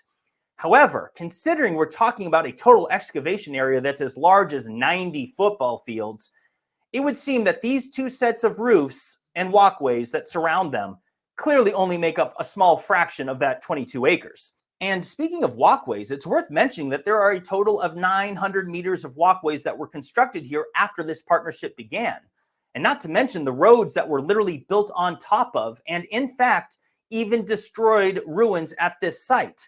And get this, the wife of the late archaeologist Klaus Schmidt, who was the prestigious German professor who first began excavations at Göbekli Tepe until he unfortunately passed away in 2014, but his widow was an archaeologist herself, and she was invited to tour the new facilities at Göbekli Tepe in 2018. And what she witnessed upset her deeply and ended up garnering worldwide outrage when it was reported. When Mrs. Schmidt visited Göbekli Tepe, she was mortified to see that the use of heavy equipment and asphalt roads and concrete sidewalks had destroyed parts of this ancient site. She was even quoted as saying, "They call it a road, I call it destruction," or the other way around. So there it is. They're covering this up. It looks like. I mean, how can they excavate all this when you have trees and orchards there? I mean, it's sad, man. Cover-up. It's the same thing that's happening all over the world. I mean, you look at, all the conflict going on in the Middle East. I mean, one of the big stories that was coming out of there for years was how many ancient structures have been completely destroyed. And they say it's those dirty Arabs destroying their own culture. Yeah. That's very likely not the case. Yeah, and it's they just want to cover up our history so they can rewrite it and write themselves in there. Mm-hmm. Exactly. But is it because people just don't research? I mean, these guys have. I mean, I know Bright Insight has millions of followers, but maybe that's not enough. I just think, I think for a lot of people, 80% I think maybe it's selfishness, maybe it's just a need for survival. They're not going to go and look outside of what's inside their comfort zone. You know what I mean? Yeah. Someone would look at this and go, well, what can I do? Forget it. There's no reason to be angry or upset about it. There's no one to talk to about it. And so it just kind of washes off them. Yeah. How is this affecting me? And and if the answer is it's not, then they don't care, even though it is affecting them. They just don't see it. The crazy thing is that they also said Göbekli Tepe was purposefully buried. So yeah, it's very bizarre. Again, the Y Files is a really good episode. Well, actually, that one was kind of bizarre, but he did a specific episode on Göbekli Tepe. Oh, I think so. Maybe I could be thinking of a different. I'm sure he's done so many subjects. I'm sure he's done it. So this one you sent me, it's pretty funny. I stopped it exactly when she started speaking because it's Art Bell introducing the guy. This is very, very interesting. Yeah. I'm not sure what to make of this. So he's interviewing a priest, right? Who does Malachi Martin, that guy. So he's an exorcist. Yeah. And then so they're talking to this is the post. This can't be who I think it is. After a long day of work, the wife and I were talking about life. It led to angels and demons and how we all face them and how they appear to us. I went to take a shower and came back to the bedroom. The wife asked, "Have you listened to this? Is this Nancy Pelosi talking about being possessed? Is this her?" So it's Father Malachi Martin being interviewed by Art Bell. And I guess he brought on one of his subjects. Right? This guy thinks it's Nancy Pelosi. Let's take a listen. In a way, speaking with you is a dream come true. Uh-huh. And it's also Thank you very much for saying that. A bit of a nightmare.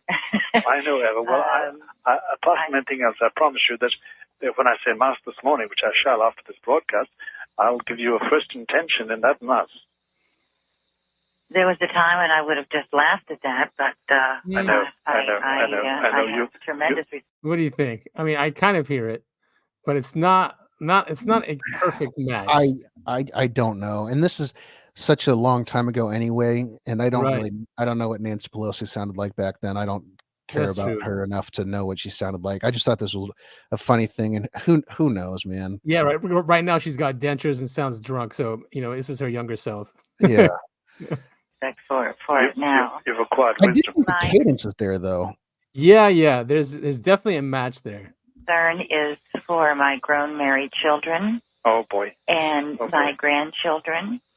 Yeah, see the way she says "and," but not the way she says grandchildren though, because she's Italian, right? Is I have when no she speaks. Pelosi, I think, is Yeah. I'm afraid to Hmm. people that I become attached to or involved with, and that does include my family. Yes. Ooh, that Bad one's things happen, Yep. and I'm really afraid to be around people. I mean, I'm thinking of a few deaths in particular, and I know. Nah, I'm not convinced, but I'm not going to dismiss it completely. It says it is 1996. What was she doing in 1996? I'm pretty sure, wasn't she in politics her whole life? I thought her dad was like the mayor of Baltimore or something. Yes, he was. Oh yeah, here I put 1996. Pelosi's Taiwan visit has echoes of 1996. No, that was 2022. Well, regardless, I mean, it's definitely something. I was kind of scraping at the bottom of the barrel because there was a bunch of different things I was trying to send to you, and then the second I looked a little bit deeper into them, I was like, okay, this is not worth it. This is not worth it. This is fake. This will get deleted. Anything from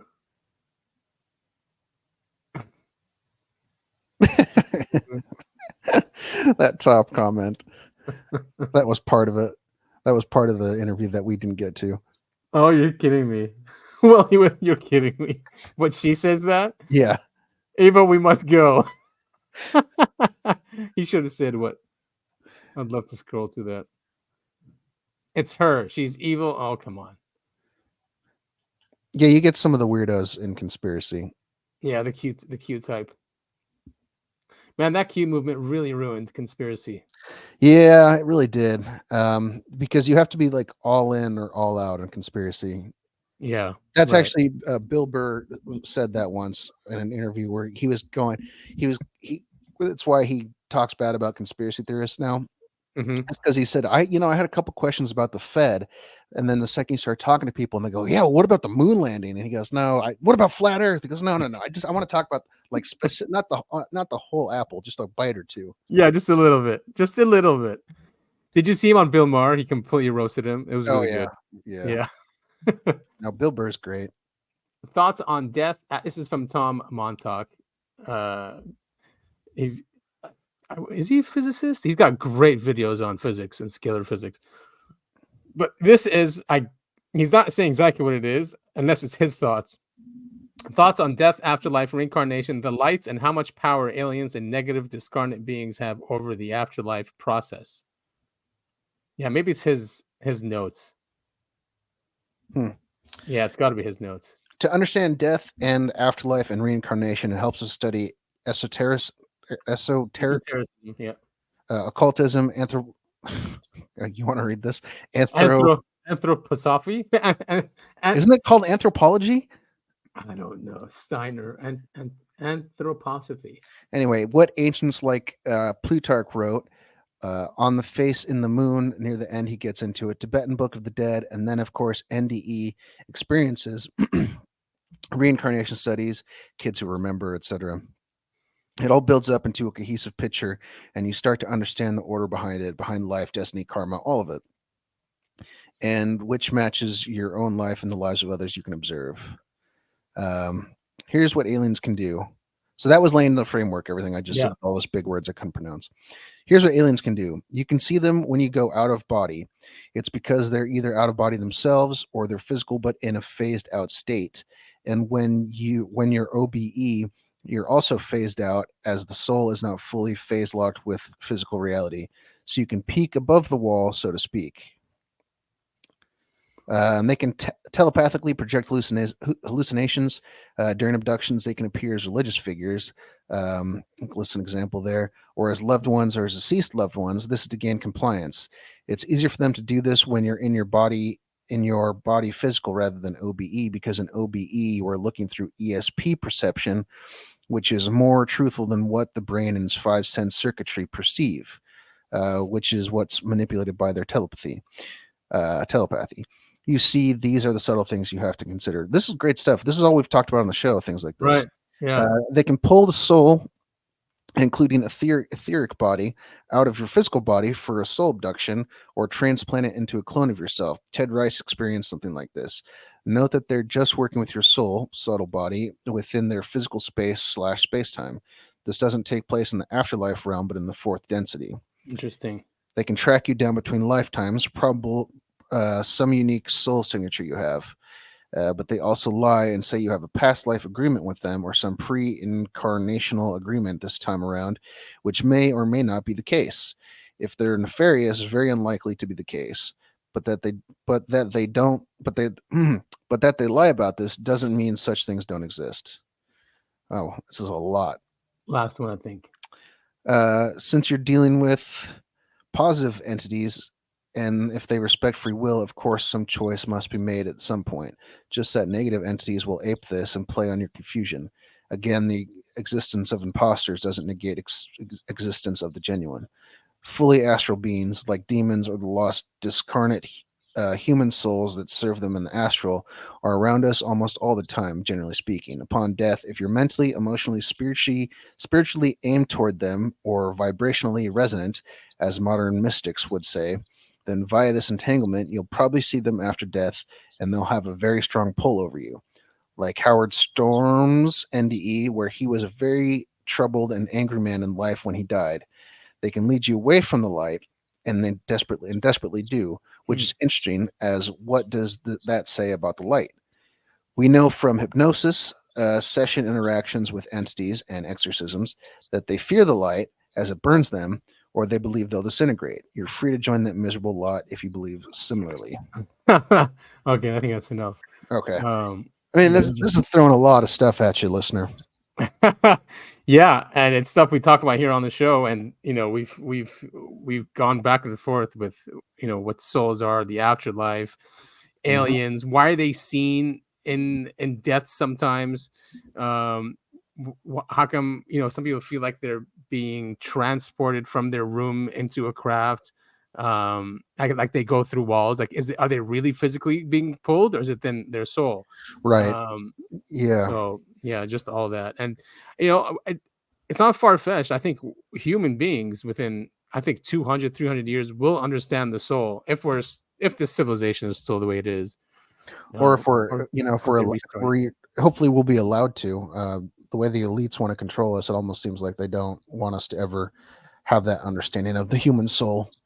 Yeah, or I guess they'll have an understanding of it, and then they can control us better. I mean, I wouldn't. These people are psychopaths. It's not far-fetched that they would want to understand this more. Exactly. It could be all the research now that's going into mind and consciousness and understanding that more, and these subtle energies. Mm-hmm. Cool stuff. Did you watch that Netflix documentary on NDE? No, I haven't yet. It's good. Well, it gets weird, like episode 2 and 3, because it's all about like these mediums, and I'm kind of about mediums. What's it called? Do you remember? I think it is called NDEs and other entities. Maybe I'll have to check it out. Maybe it's something fun I can fall asleep. The first episode's great. Nice. All right, great. I'll check it out. What's this? Finland finds the fuel of the future and beats hydrogen. Sci-fi 4-stroke engine. So this works on. They're saying it's better. Here it is. It was a welcome prospect for Finland to have shifted to ammonia as a substitute for hydrogen, as it moves closer to adoption of cleaner energy sources. They mentioned that their approach solves several problems related to hydrogen, and these are storage, transportation, and hydrogen's explosive nature. The humanity. Well, because hydrogen is in ammonia. Interesting. Right? Yeah. I don't know enough about chemistry to answer that. Because like ammonium nitrate, the fertilizers, and they use that for some bombs, right? I mean, at least that's what they did that in what is that one? McVeigh. Apparently he used, right. Yeah. Kansas City, or Was it? Oh God, never mind. Yeah, something city. Now Milwaukee. Can't believe I forgot. It's late, you know.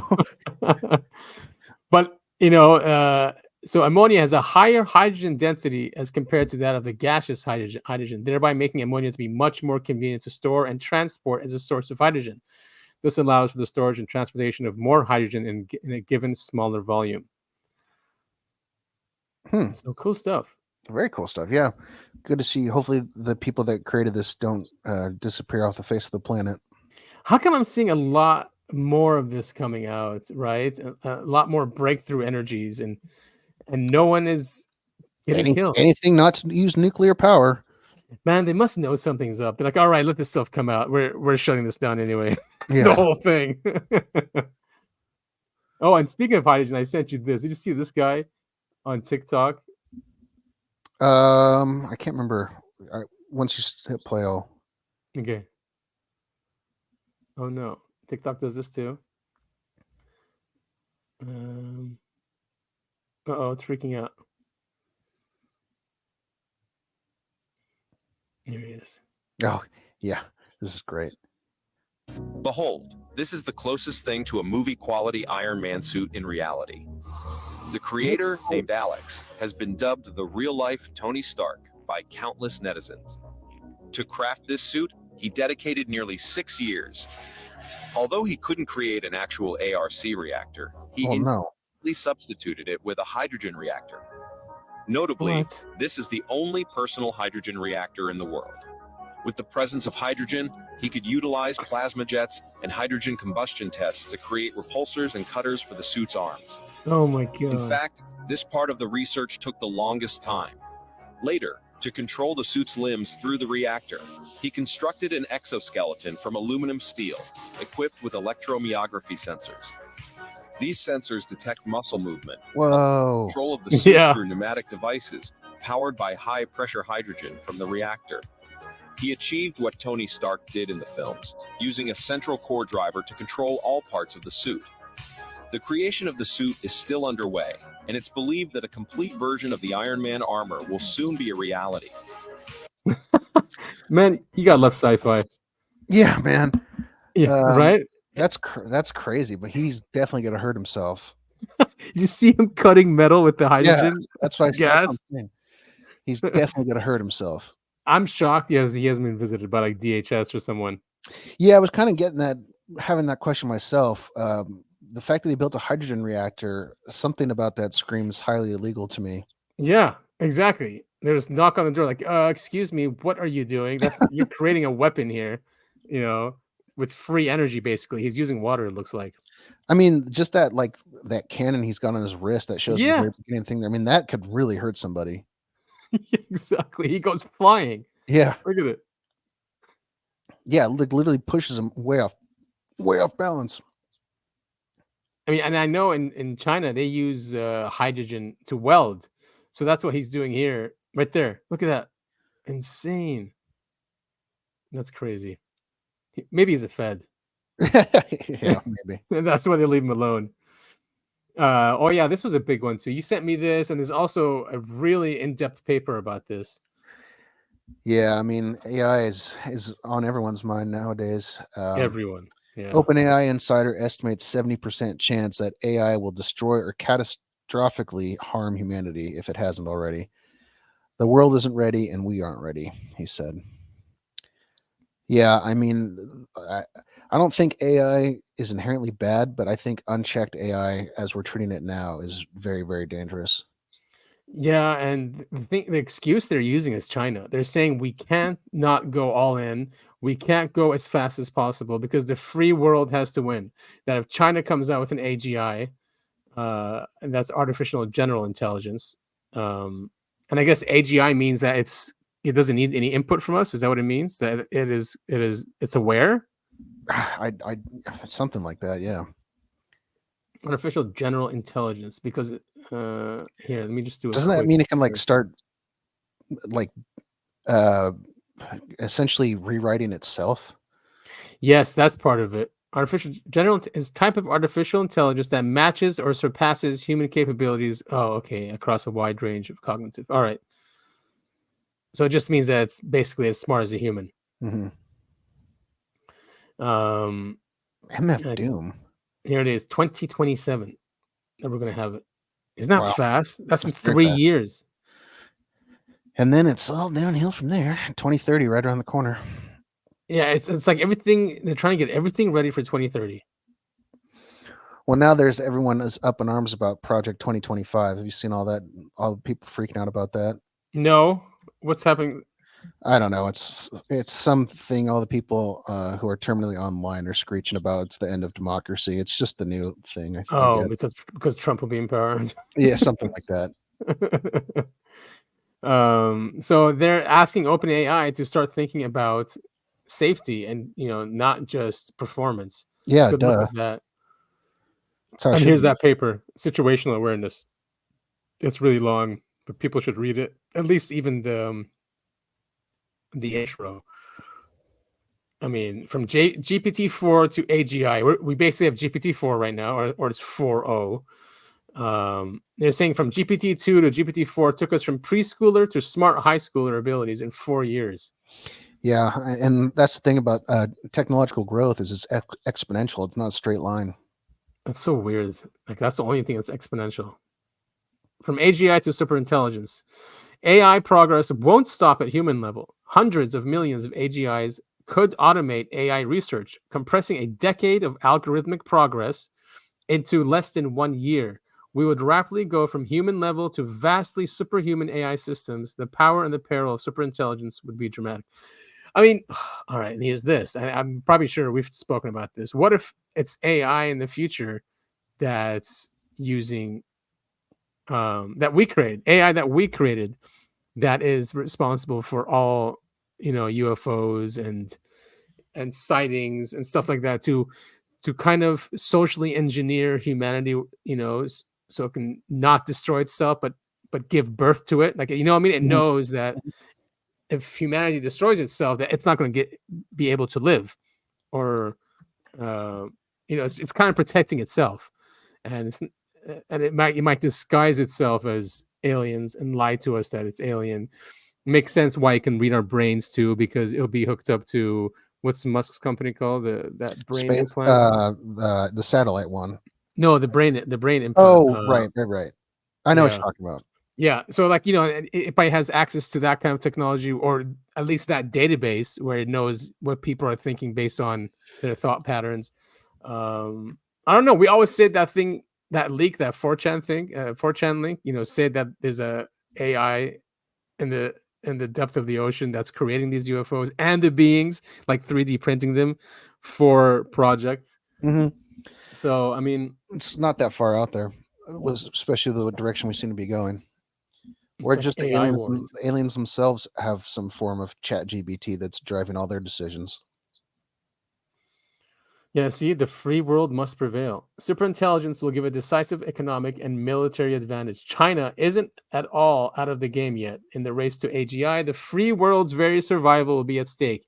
Can we maintain our preeminence over the authoritarian or over the authoritarian powers, and will we manage to avoid self-destruction along the way?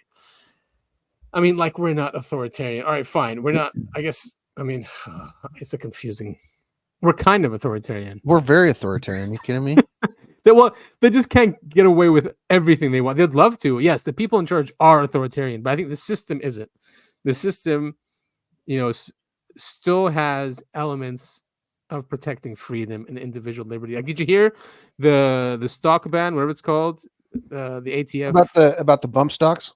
Yeah, they lost that in the Supreme Court. Yeah, but I mean, look at all the other stuff they've taken from us. I mean, yeah. The bump stocks, the whole reason that was such a big deal is because bump stocks are not, they're not that, like, they don't turn a gun into a killing machine. It's still the same gun. It's just, it's supposed to help with recoil. But I mean, if you're handicapped, it's supposed to help with that. It was such a dumb hill to die on. That's true. It doesn't turn a weapon. It doesn't turn a semi-automatic weapon into a fully automatic weapon like they claimed it did. Oh, so they're trying to push the government. So as the race to AGI intensifies, the national security state will get involved. The USG will wake from its slumber, and by 27-28, we'll get some form of government AGI project. No startup can handle superintelligence. Somewhere in a skiff, the end game will be on. Yep. So anyway, very long article. All these are like 40 pages each. Sweet. Yeah. So I guess just like how the government went into the Human Genome Project, because there was a private one and a government one, right? And that's right. They were racing through. So it might be the same thing. I don't even think anyone won that race, did they? It's still ongoing. Because the human genome hasn't been mapped yet. Not entirely. Well, yeah, not the details. I think they got the big picture, but then not the small picture or details of it. Did you hear about this one where some Russian fleet? Yeah, doing tests off the coast of Florida. Yeah, I mean, I don't know. Obviously, that's scary stuff, but it's not like we don't do the exact same thing all over the world. Oh, that's all we do. It's just a bigger deal because it's Russia now, and obviously things are a little heated at the moment. And apparently they did this. They did this a month ago too, so it's not like anything new that they're doing. They're just watching it. Bay of Pigs 2.0. Bay of Pigs was. I mean, I wasn't around for it, obviously, but I didn't realize how close we came to nuclear war. It wasn't just posing. Like some of the Russians actively thought that we had launched nukes, and so you've heard that story, right? Yeah. I mean, thank God it was JFK. Well, no, it was some guy in the Russian sub refused to launch because he had a feeling it wasn't a real warning. It was just a false alarm. And so he didn't launch the nukes when he was told to. Oh yeah, that's right. So they were going to launch? They had standing orders that if the Americans launch, you launch mutually. Oh wait, wasn't that another event? It was a fake. It was a UFO or something. No. This is Bay of Pigs. Not that one. It could have been that one, but I'm talking about Bay of Pigs. Bay of Pigs. Yeah. All right, not the other one with JFK. With Cuba. Not the Cuban Missile Crisis. That was Bay of Pigs, wasn't it? So the Cuban Missile Crisis is Bay of Pigs? I'm fairly certain, unless I'm way off. Because the Bay of Pigs was a CIA unauthorized, like they used troops to get into the Bay of Pigs, and that was unauthorized, and he fired people because of it. And then there's the Cuban Missile Crisis. Maybe I'm thinking of the Cuban Missile. They had ships. They had ships coming in with nukes, and he warned them off or something. Yeah, you're right. Bay of Pigs wasn't Cuba, but the Cuban Missile Crisis was. Man, it was the same year, I think. We really screwed a lot of things up. Oh yeah, and he was so great, dude. How he just fired people. Like that would never happen now. It got him killed. So I mean, yeah, that's true. Maybe not too smart. Poor guy. So another thing that's gonna just exacerbate World War III is Saudi Arabia's petrodollar exit, a global finance paradigm shift. So the petrodollar, I didn't know this, but it was a 50-year agreement. I thought it was like, I didn't know there was a timeline on it. But Nixon wanted to get us off the gold standard, which he did. He got us off the gold standard. Kissinger went to Saudi Arabia and said, we need you guys to sell your oil only in dollars, and we will protect you. We'll be your army, right? Your private army, basically. So that saved the dollar, and that's what created the petrodollar that we're in now, where all oil is sold in dollars. So there's high demand for dollars, so we can print, and it doesn't mean anything.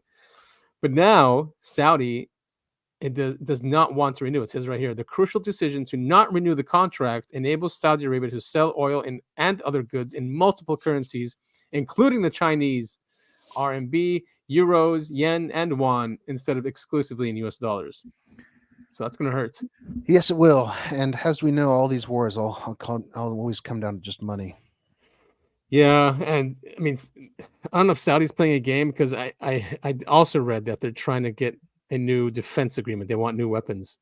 So that might be just a reason for that. I mean, Trump will let them get away with this. Biden might. Who knows? It expired 9th of June. Yep, and was the cornerstone of the United States' global economic dominance. It's really weird, though, because we all, like you said, we always go to war for money. So, like, why aren't we going to war for this? Why are they just letting it happen? Give it time. It just happened a week ago. Yeah. American officials at the time expressed optimism that the deal would motivate Saudi Arabia to ramp up its oil production. Oh, Maybe- and yeah, I was gonna say maybe that's the plan to get oil prices down. maybe. I know that after this, the Evelyn Rothschild Bank announced that they're entering Saudi Arabia. So there might be some other things going on in the background.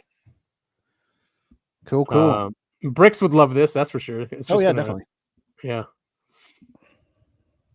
And here's the guy in charge. Yeah, this is really bad. So Edward Snowden. The interesting thing about this clip is that he's not merely stumbling on a word or misspeaking, which is normal and happens to everybody. This is something different. So long as this is denied, our freedom can never be secured. Oh, fine. She knows so long as this is denied. I don't even know what he's trying to say. Secured. She knows so long as this is denied, Oh my our freedom God. can never be secured. You know, this is the kind of stuff that really pisses me off when people go, Trump's just as old and senile as Biden is, like that's some sort of victory. But you don't have Trump doing stuff like that. Yeah, he makes poor decisions on who he's taking interviews from. Yeah, yeah, and he uses the same words over and over again. Yeah. His vocabulary is like 20 words. I mean, this is just it can be secured. Like what? But just to let you guys know, we are not for Biden or for Trump or for left or for right.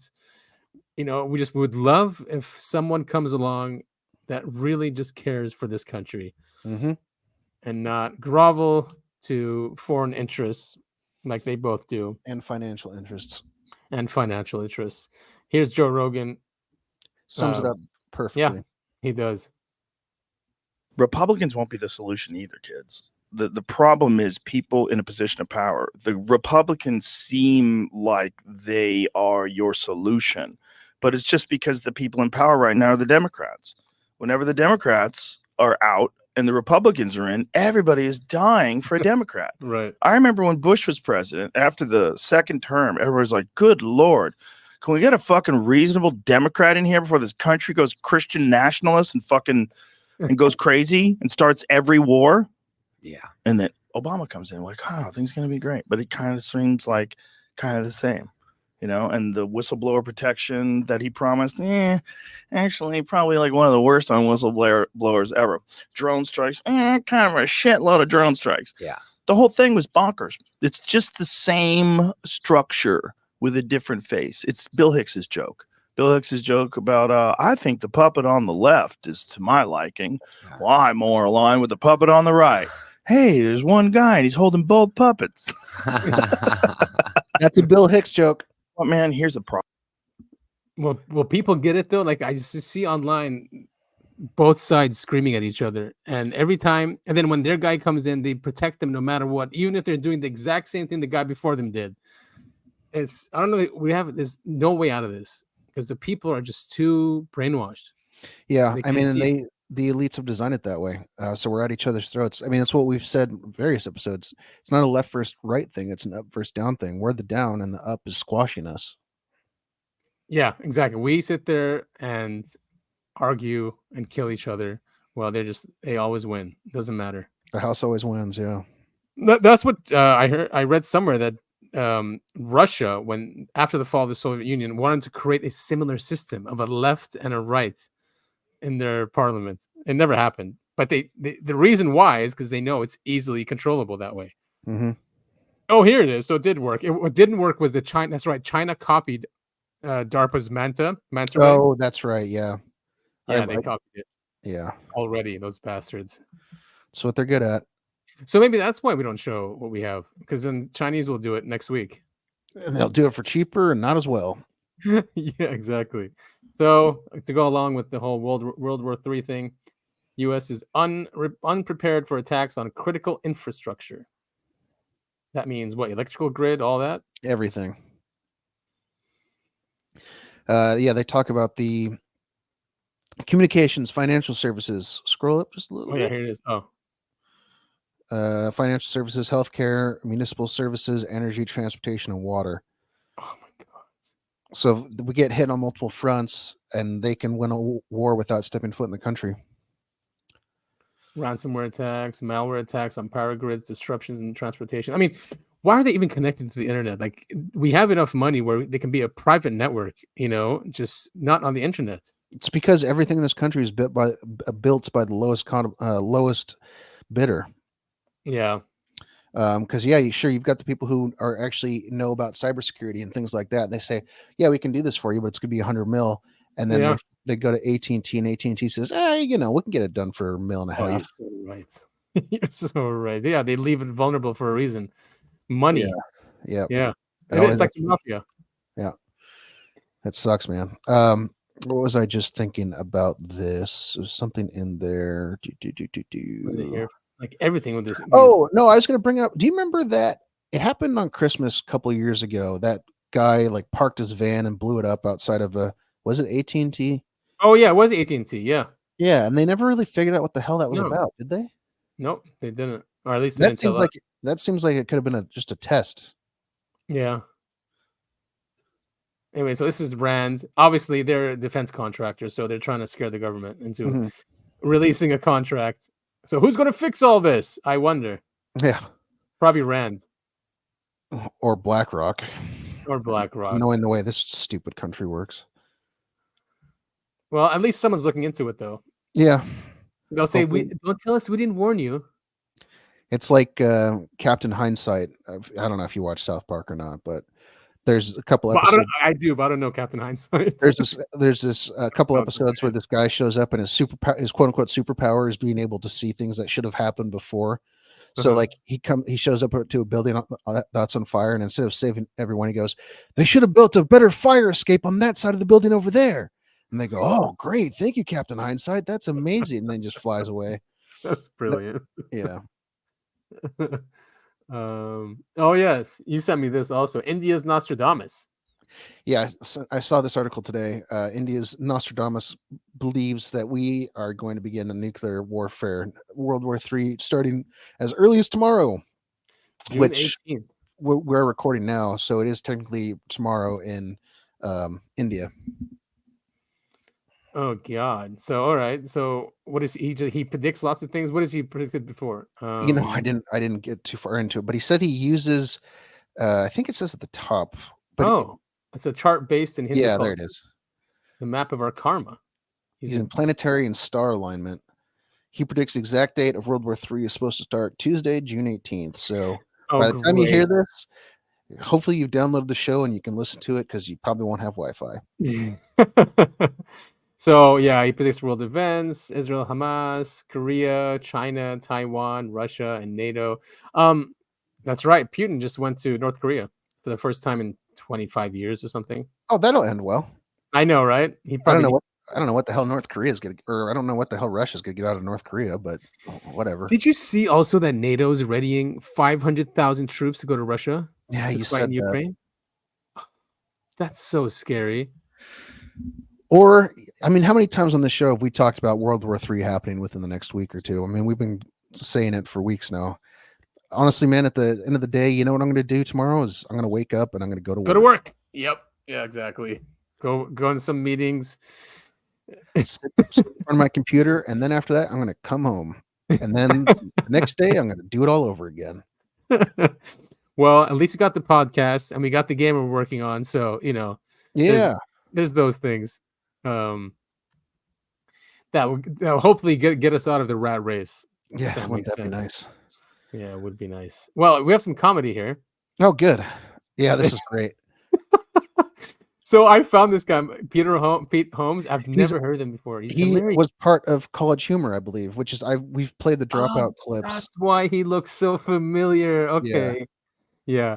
So he's one of the Batmans here. This guy's hilarious too. Can I make this bigger? Whoa. Are you okay? Bruce! Bruce!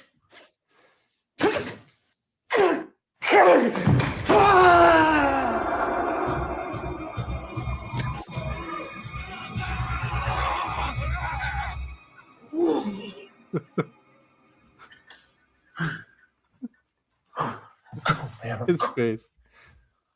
I'm cool. But gluten, you can't handle. Nobody touch me. Nobody touch me. Hey. You do this? What is that? Adrenaline. Straight from a bull's. No, I don't inject myself with bull dick every night before I go out on a bad car. Just cranking shot after shot. You gotta go, man.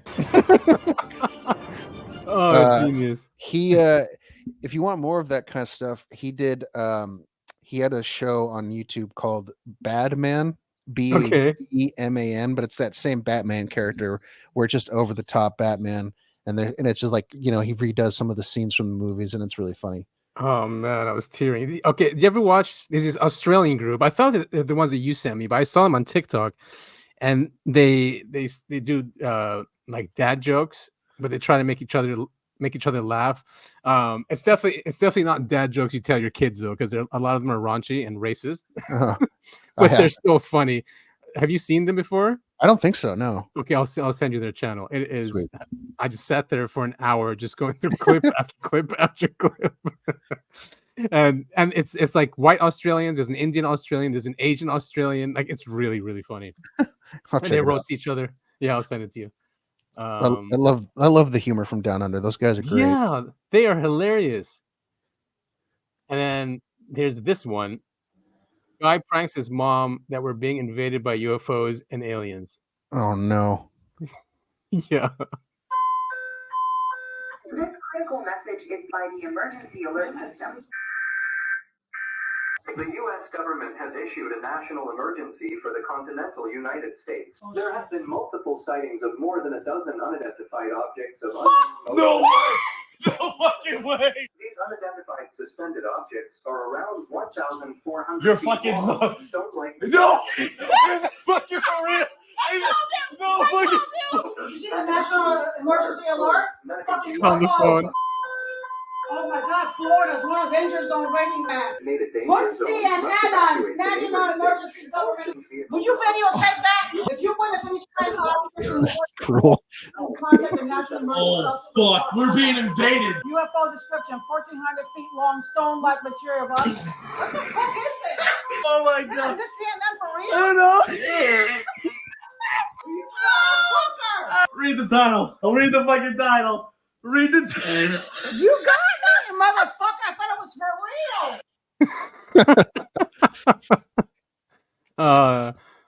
real. We all prank our moms. We do. I don't think I could go to that length though. Yeah, that's too much. That's like heart attack material. Yeah, because the problem with that is that no one's gonna believe you ever again. Right. But he must do it to his mom all the time. I'm sure. Right, those pranksters. So that's the show. Oh, we hit 2 hours. Well, we want to thank you all so much for listening to the Uncovering Anomalies podcast. Happy beginning of your week. Hope you all had a great Father's Day, including you, cuz. Yeah, thank you. It was nice. I chilled. Good. We all need a good chill day. Yes. Isn't that what Father's Day and Mother's Days are supposed to be? Like, you take, like, when it's Father's Day, the wife takes the kids and leaves you alone for the whole day. Yes, and no chores. Right. Yeah. And same for once, Mother's my daughter was like waiting on me. I was like, wow, look at this. I didn't even ask for that. Well. I know, right? There's how you should prank her. Just tell her every day is Father's Day. Well, there's different dates around the world. Yeah, so I can heard just that. Yeah. I think there's an international. It's Australian one. Father's Day. Yeah, Brazilian exactly. Father's Day. That's how I can do it. But I guess if tomorrow's the end of the world, I mean, not end of the world, World War III, then I better get this episode up tonight. Oh, good luck, man. This is good. We covered a lot of information. There's a lot of philosophical stuff in there, which I always enjoy. Yeah. And I have a need to know, Adam, and you're going to tell everybody out there where they can find us on social media. You guys hit us up on X, which is formerly Twitter. We're at UAP the podcast. If you have any information you want us to cover, any news, just tag us, follow us over there, have a conversation with us. My personal account is at Breakaway Civil, and Topher is at Topher It's All. So follow us over there. Go to YouTube, please. I know a lot of you watch us on Rumble and BitChute. YouTube has been, well, especially the last one, it did pretty well, but still, it's not where it's supposed to be, especially with all the content we have. Over 70 episodes. People are finding us also organically. So I think 50% of our listeners or watchers or viewers are not subscribed. So it'd be great if you guys can get over there, subscribe, and tell a friend about the show. Yeah, tell a friend about the show. We're pretty much constantly here every single week doing 2 hours. It's a great UAP news roundup of what's happening in the UFO world, and we cover high technology, philosophical things, World War III, politics, because it's all connected, really. It all is. Yeah, I mean, so yeah, you follow us on X, YouTube, Rumble. We're on there also. BitChute, we're on there. We're in Odyssey, and we're on all podcasting platforms. Yeah, share the show with your friends. Support us. There's a support link too, so you can support us for as much as you want. Tell you what, if you give us $1 million a month, you can rename our show to whatever you want. Well, yeah, then they own the show at that money. That's what I'm saying. Yes, and we'll sell. We'll sell out too. We'll talk about anything you want us to talk about. Yeah, and you can be a guest whenever you want too. Yeah, we call it the Uncovering Billy podcast or whatever your name is. UAP sells out. Yeah, yeah. No thanks to you. That'll be the byline. There we go. And I, of course, I have a need to know Adam. And nice to meet you, Adam. It's been so great talking to you, cuz this has been episode 76. And in case you were wondering, it's June 17th today. Yes, June 17th. Always a blast, cuz. Now I need to shut my peepers because I'm falling asleep here. All right. Yeah, it's getting late. Past my bedtime. See you all next week. Bye.